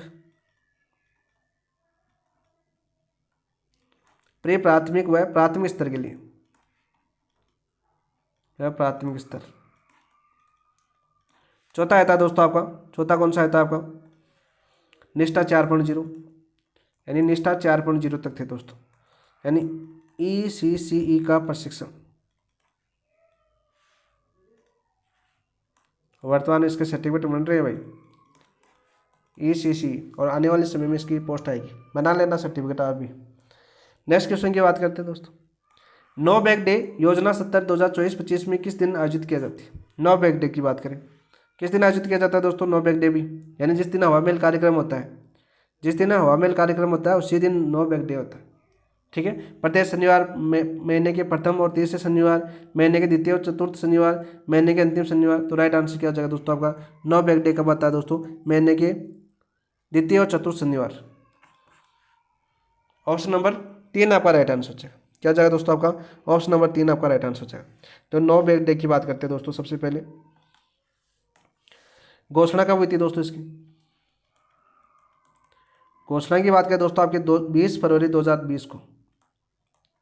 ठीक है दोस्तों, लागू सत्र कौन सा था आपका, लागू सत्र की बात करें 2022-23। इंपॉर्टेंट है दोस्तों, ये क्वेश्चन बहुत ज़्यादा इंपॉर्टेंट है।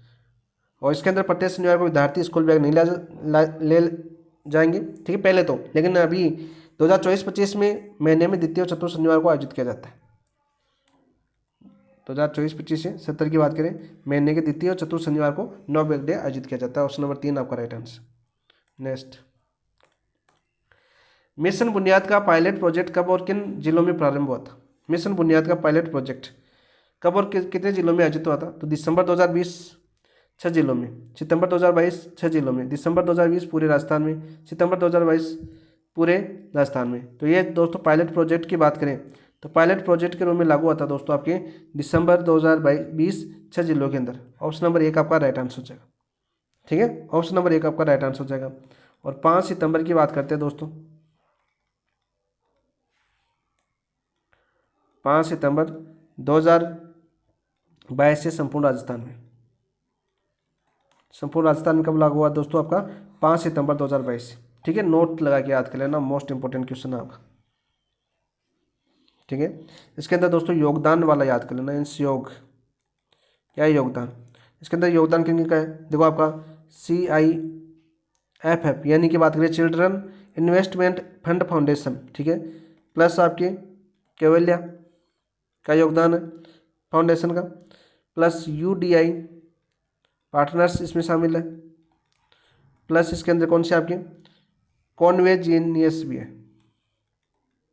कॉन्वे जीनियस इसमें शामिल है। तो दोस्तों याद कर लेना कि मिशन बुनियाद को के अंदर सहयोग संस्था कौन कौन सी है। तो आपके children investment fund foundation, Kaivalya Piramal foundation, UDI partners और कॉन्वे जीनियस। ठीक है, ये सहयोग करता है दोस्तों। और पिरामल ने इससे पूरे भारत का सबसे बड़ा पर्सनलाइज्ड लर्निंग प्रोग्राम बताएं। नेक्स्ट क्वेश्चन की बात करते हैं। ये लो दोस्तों आ गया खतरनाक कारण। देखो PLA यानी पिरामल की बात कर रहा है ये आपका, ठीक है, पिरामल फाउंडेशन। PLA कार्यक्रम बच्चों के लिए व्यक्तिगत डिजिटल लर्निंग प्रदान करता है, बिल्कुल राइट। पर्सनल एक मिनट, काफ़ी लंबी क्लास होगी, थक गए बोलते बोलते, 1.5 घंटा हो चुका है दोस्तों भाई। PAL कार्यक्रम की बात करते हैं दोस्तों आपके। PLA कार्यक्रम यानी पर्सनलाइज्ड लर्निंग प्रोग्राम की बात करते हैं। लिख देता हूँ आपकी, पर्सनलाइज्ड की बात करते हैं हम, पर्सनलाइज्ड लर्निंग प्रोग्राम की बात करते हैं दोस्तों। कार्यक्रम बच्चों के लिए व्यक्तिगत डिजिटल लर्निंग प्रदान करता है कि भाई? अरे बिल्कुल करता है। Children investment fund foundation CIFF और केवलिया फाउंडेशन ने इसका योगदान किया। तो दोस्तों इन दो संस्था नहीं थी आपकी, इसके अलावा आपका UDI पार्टनर्स भी थे, प्लस कॉनवे जीनियस भी इसमें शामिल थे, ठीक है। तो दोस्तों देखो यहाँ पर बात करते हैं खतरा कारण दोनों सही है और स्पष्टीकरण भी सही कर रहा है। तो ऑप्शन नंबर 1 आपका राइट आंसर है, क्योंकि सहयोग करता तो ये भी तो थे, इनके साथ साथ ये भी थे भाई, ये भी लिख लेना साथ साथ। तो ऑप्शन नंबर 1 आपका राइट आंसर है। नेक्स्ट क्वेश्चन की बात करते हैं।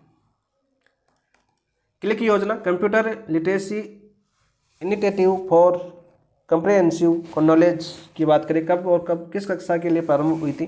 2017-18, कक्षा 6 से 10, 2004-5, कक्षा 1 से 5, कक्षा 2017 कक्षा 1 से 5, 2004-5, कक्षा 6 से 10। तो राइट आंसर क्या हो जाएगा दोस्तों आपका? 2017-18, कक्षा 6 से 10। ऑप्शन नंबर 1 आपका राइट आंसर हो जाएगा। ऑप्शन नंबर 1 आपका राइट आंसर हो जाएगा। नेक्स्ट क्वेश्चन की बात करते हैं। क्लब की बात करें, कंप्यूटर एडेड लर्निंग प्रोग्राम कार्यक्रम की शुरुआत कब हुई थी? 2001, 2004, 2005, 2010, 2011, 2017, 2018। तो कंप्यूटर एडेड लर्निंग प्रोग्राम की शुरुआत हुई थी दोस्तों 2004, 2005। ऑप्शन नंबर 2 आपका राइट आंसर हो जाएगा। ICT की शुरुआत कब हुई थी दोस्तों? ICT की शुरुआत हुई थी 2004-5 में। नेक्स्ट क्वेश्चन, राज्य ई ज्ञान शैक्षणिक पोर्टल किस वर्ष शुरू हुआ? 2015, 2016, 2017, 2018। तो राज्य ई ज्ञान शैक्षणिक पोर्टल है, ये शुरू हुआ था दोस्तों आपका 2016 के अंदर। तो ऑप्शन नंबर 2 आपका राइट आंसर हो जाएगा। नेक्स्ट क्वेश्चन की बात करते हैं दोस्त। होनहार राजस्थान कार्यक्रम के तहत विद्यालयों को किस आधार पर ब्रॉन्ज, सिल्वर और गोल्ड मेडल दिया जाता है? इंपॉर्टेंट क्वेश्चन है। होनहार राजस्थान कार्यक्रम के तहत विद्यालयों को किस आधार पर ब्रॉन्ज, सिल्वर और गोल्ड मेडल दिया जाता है? छात्रों की संख्या के आधार पर, कक्षा 2-7 के विद्यार्थियों के शैक्षणिक स्तर के अनुसार, शिक्षक प्रशिक्षण के अनुसार, विद्यालय भवन के आधार पर। तो राइट आंसर क्या हो जाएगा दोस्तों आपका? कक्षा 2-7 के विद्यार्थियों के शैक्षणिक स्तर के अनुसार। तो ऑप्शन नंबर 2 आपका राइट आंसर है। शुरुआत कब हुई थी दोस्तों इसकी? शुरुआत की बात करें तो 2017-2020-21। नेक्स्ट क्वेश्चन की बात करते हैं। देववाणी ऐप का उद्देश्य क्या है? देववाणी ऐप का उद्देश्य क्या है दोस्तों? अंग्रेजी शिक्षा में ICT को बढ़ाना? नहीं। संस्कृत शिक्षा में ICT को बढ़ाना। ऑप्शन नंबर 2 आपका राइट आंसर है।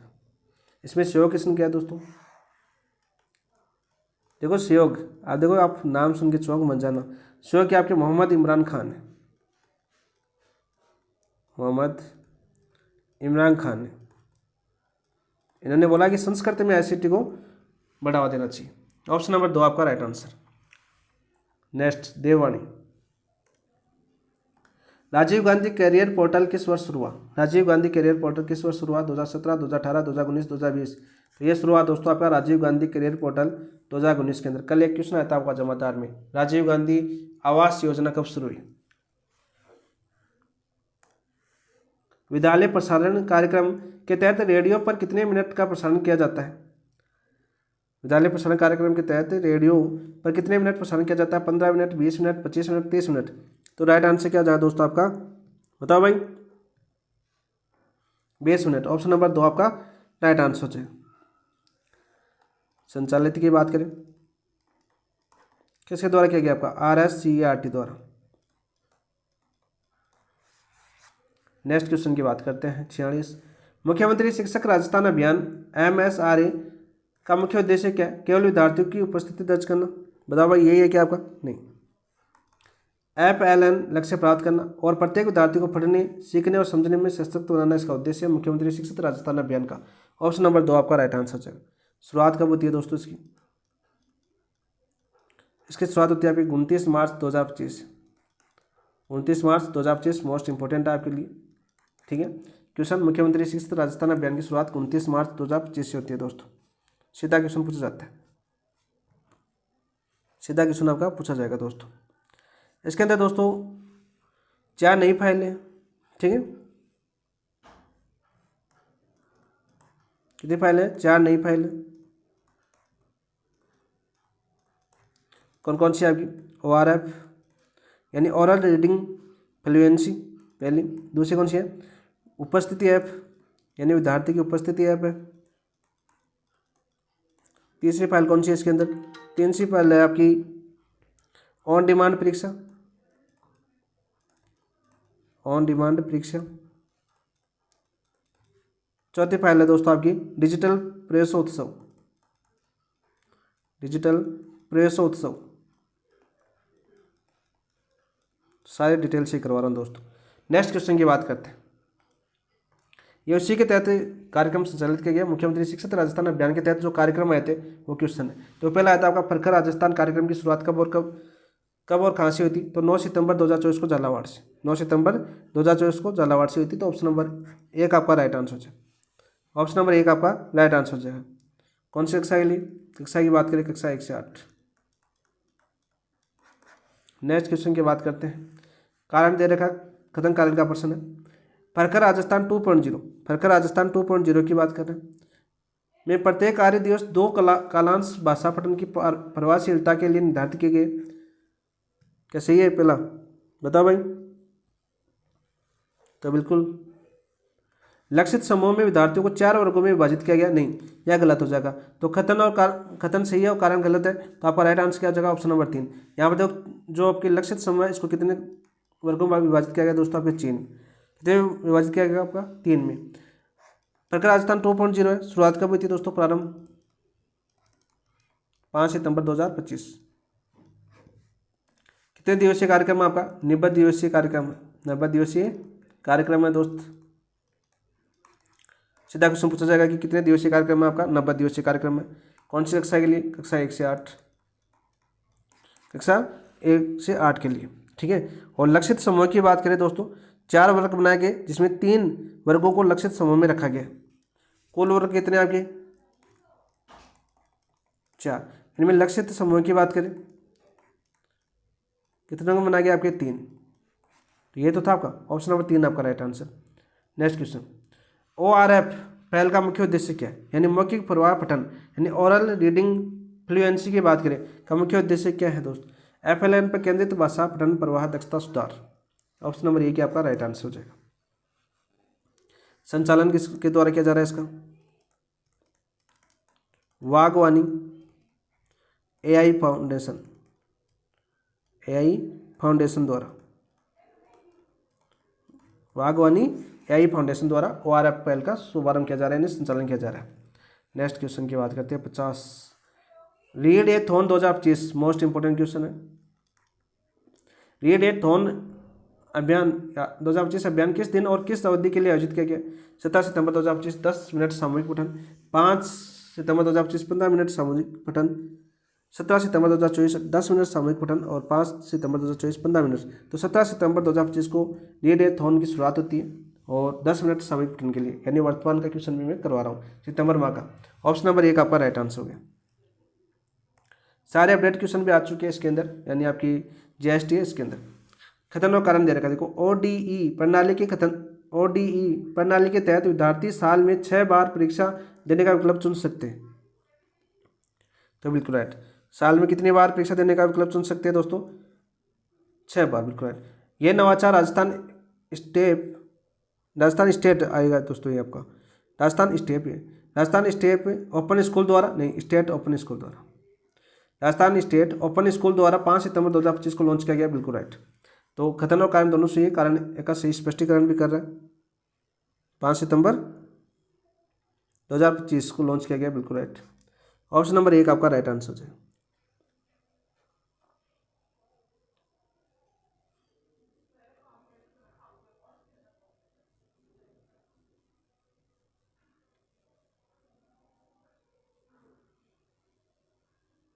इसका ये नहीं आएगा, ठीक है। कारण ये नहीं आएगा दोस्तों, ये कारण गलत है। सही स्पष्टीकरण नहीं करा, कथन और कारण दोनों सही तो है लेकिन स्पष्टीकरण सही नहीं है दोस्तों।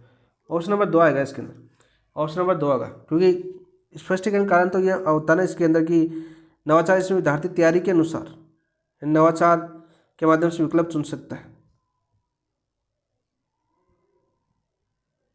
तो ऑप्शन नंबर 2 आपका राइट आंसर हो जाएगा। नेक्स्ट क्वेश्चन की बात करते हैं दोस्तों। प्रबल कार्यक्रम के संदर्भ में निम्न कथनों पर विचार कीजिए। प्रबल कार्यक्रम का उद्देश्य 21वीं सदी के जीवन कौशल विकसित करना है। बिल्कुल राइट। कक्षा 9 से 12 के विद्यार्थियों को संवाद, नेतृत्व, समस्या समाधान और निर्णय क्षमता जैसे कौशल सिखाता है। कौन सा आपका प्रबल कार्यक्रम? बिल्कुल राइट। गतिविधि या 14 कौशल थीम पर आयोजित होती है। बिल्कुल राइट। गतिविधियाँ कितने कौशल थीम पर आयोजित होती है? आपकी 14 कौशल। और प्रत्येक विद्यालय में 2 विद्यार्थियों का चयन ब्लॉक स्तर के लिए किया जाता है। बिल्कुल राइट। कार्यक्रम केवल जीवन जीने हेतु कौशल केंद्रित है, नहीं, यह गलत हो जाएगा। इसके अंदर देखो जीवन जीने हेतु भी शामिल है, रोजगार एवं सतत विकास भी शामिल है, ठीक है, रोजगार एवं सतत विकास भी शामिल है। 3 कार्यक्रम शामिल है इसके अंदर, 3 श्रेणियां हैं दोस्तों। पहली आपकी जो कौन सी? जीवन जीने हेतु, जीवन जीने हेतु। दूसरे दोस्तों आपके रोजगार हेतु, रोजगार आ सकता है, काम आ सकता है, कार्य आ सकता है। तीसरा आपका कौन सा? सतत विकास हेतु। तीनों शामिल है दोस्तों, 3 श्रेणियां शामिल। तो चौथा गलत हो जाएगा, पहला, दूसरा, तीसरा सही है, तो ऑप्शन नंबर 1 आपका राइट आंसर हो जाएगा। नेक्स्ट, शाला स्वास्थ्य परीक्षण कार्यक्रम अगस्त सितंबर 2024 के तहत कितने विद्यार्थियों की स्वास्थ्य एवं स्वच्छता संबंधी जांच की गई थी? लगभग 50 लाख, लगभग 60 लाख, लगभग 75 लाख, लगभग 90 लाख। तो राइट आंसर क्या होगा दोस्तों आपका? लगभग 75 लाख। ऑप्शन नंबर 3 आपका राइट आंसर है। नेक्स्ट, अटल टिकरिंग लैब का मुख्य उद्देश्य क्या है? ये क्वेश्चन आपको पूछा जाएगा भाई। अटल टिकरिंग लैब है, बहुत ज़्यादा चर्चा में रही है, केवल खेल कौशल विकसित करना नहीं, विद्यार्थियों में रचनात्मक सोच, तार्किक विश्लेषण, समस्या समाधान व वैज्ञानिक जिज्ञासा विकसित करने के लिए कौन सी लैब का शुभारंभ किया गया? आपका अटल टिकरिंग लैब का शुभारंभ किया गया, मुख्यतः इंग्लिश मीडियम विद्यालय के अंदर, महात्मा गांधी विद्यालय के अंदर। ऑप्शन नंबर 2 आपका राइट आंसर हो जाएगा। नेक्स्ट क्वेश्चन की बात करते हैं दोस्त। कारण और कथन का क्वेश्चन आ गया फिर से। समाधान कक्ष बीकानेर में स्थापित किया गया। बिल्कुल, समाधान कक्ष कहाँ पर? बीकानेर में स्थापित किया गया। आप देखो इस कक्ष का, यह प्रारंभिक एवं माध्यमिक शिक्षा की परिवेदनों की सुनवाई व निस्तारण हेतु है। बिल्कुल राइट भाई, स्थापित किया गया है समाधान कक्ष कहाँ पर? बीकानेर। और इसका कारण क्या है, क्यों स्थापित किया गया है? प्रारंभिक एवं माध्यमिक शिक्षा की परिवेदनाओं की सुनवाई व निस्तारण हेतु। बिल्कुल राइट। तो कथन और कारण दोनों से, कारण कथन का सही स्पष्टीकरण भी है, तो ऑप्शन नंबर 1 आपका राइट आंसर हो जाएगा। नेक्स्ट, और आज का अंतिम क्वेश्चन, आज इतने करेंगे, कल हम नवीन नवाचार एवं तथ्य करेंगे दोस्तों। A handbook of English phrase for teachers के लिए क्वेश्चन है। पर्सन, यह मार्गदर्शिता, यह है मार्गदर्शिका, कौन सी? ये वाली मैं अलग लिखा हूँ और पर्सन नीचे लिखा हूँ। देखो, यह मार्गदर्शिका किसके लिए तैयार की गई है? कौन सी? A handbook of English phrase for teachers, Hindi शिक्षकों के लिए, अंग्रेजी शिक्षकों के लिए, गणित शिक्षकों के लिए या विज्ञान शिक्षकों के लिए? बताओ भाई। तो अंग्रेजी शिक्षकों के लिए। ऑप्शन नंबर 2 आपका राइट आंसर हो जाएगा। कल का टॉपिक बता देता हूँ। कल क्या पढ़ेंगे दोस्तों? हम शुरुआत करेंगे आपके नवीन नवाचार, NEP 2020, और साथ साथ हम योजना करेंगे। और योजनाओं के अंदर दोस्तों पहले हम शुरुआत कर देते हैं बाल योजनाएं और जो विद्यार्थी योजना है, जन कल्याणकारी योजना। कॉमेंट में करना। इस बुकलेट का अगला टॉपिक है आपका जन कल्याणकारी योजनाएं, योजनाएं हैं इसके अंदर। और फिर आपका जैसे 25, फिर आपका लास्ट में आपका राजस्थान का सामान्य ज्ञान आ जाएगा। जब ये योजनाओं के बाद कौन सा आएगा? आपका सामान्य ज्ञान आएगा दोस्तों। तो कौन सा शुरुआत करनी है आप बता देना योजनाओं के अंदर, क्योंकि योजनाएं बहुत ज़्यादा है आपकी। और अभी जमादार का एग्जाम हुआ ना दोस्तों, इसके अंदर क्रम पूछा है योजना का, प्रारंभिक क्रम बताइए, प्रारंभिक क्रम बताइए, आपने देखा होगा पेपर। तो आज की क्लास कैसी लगी? बहुत लंबी क्लास हो गई, इतनी लंबी और इतनी डिटेल से पढ़ते हैं तो इतनी लंबी क्लास होना भी मुश्किल होता है, ठीक है। तो कैसी लगी कमेंट के अंदर जरूर बताना, क्योंकि बहुत जल्दी हम रिविजन करना चाहते हैं, इसलिए थोड़ी लंबी लंबी क्लासें हो रही है अपनी।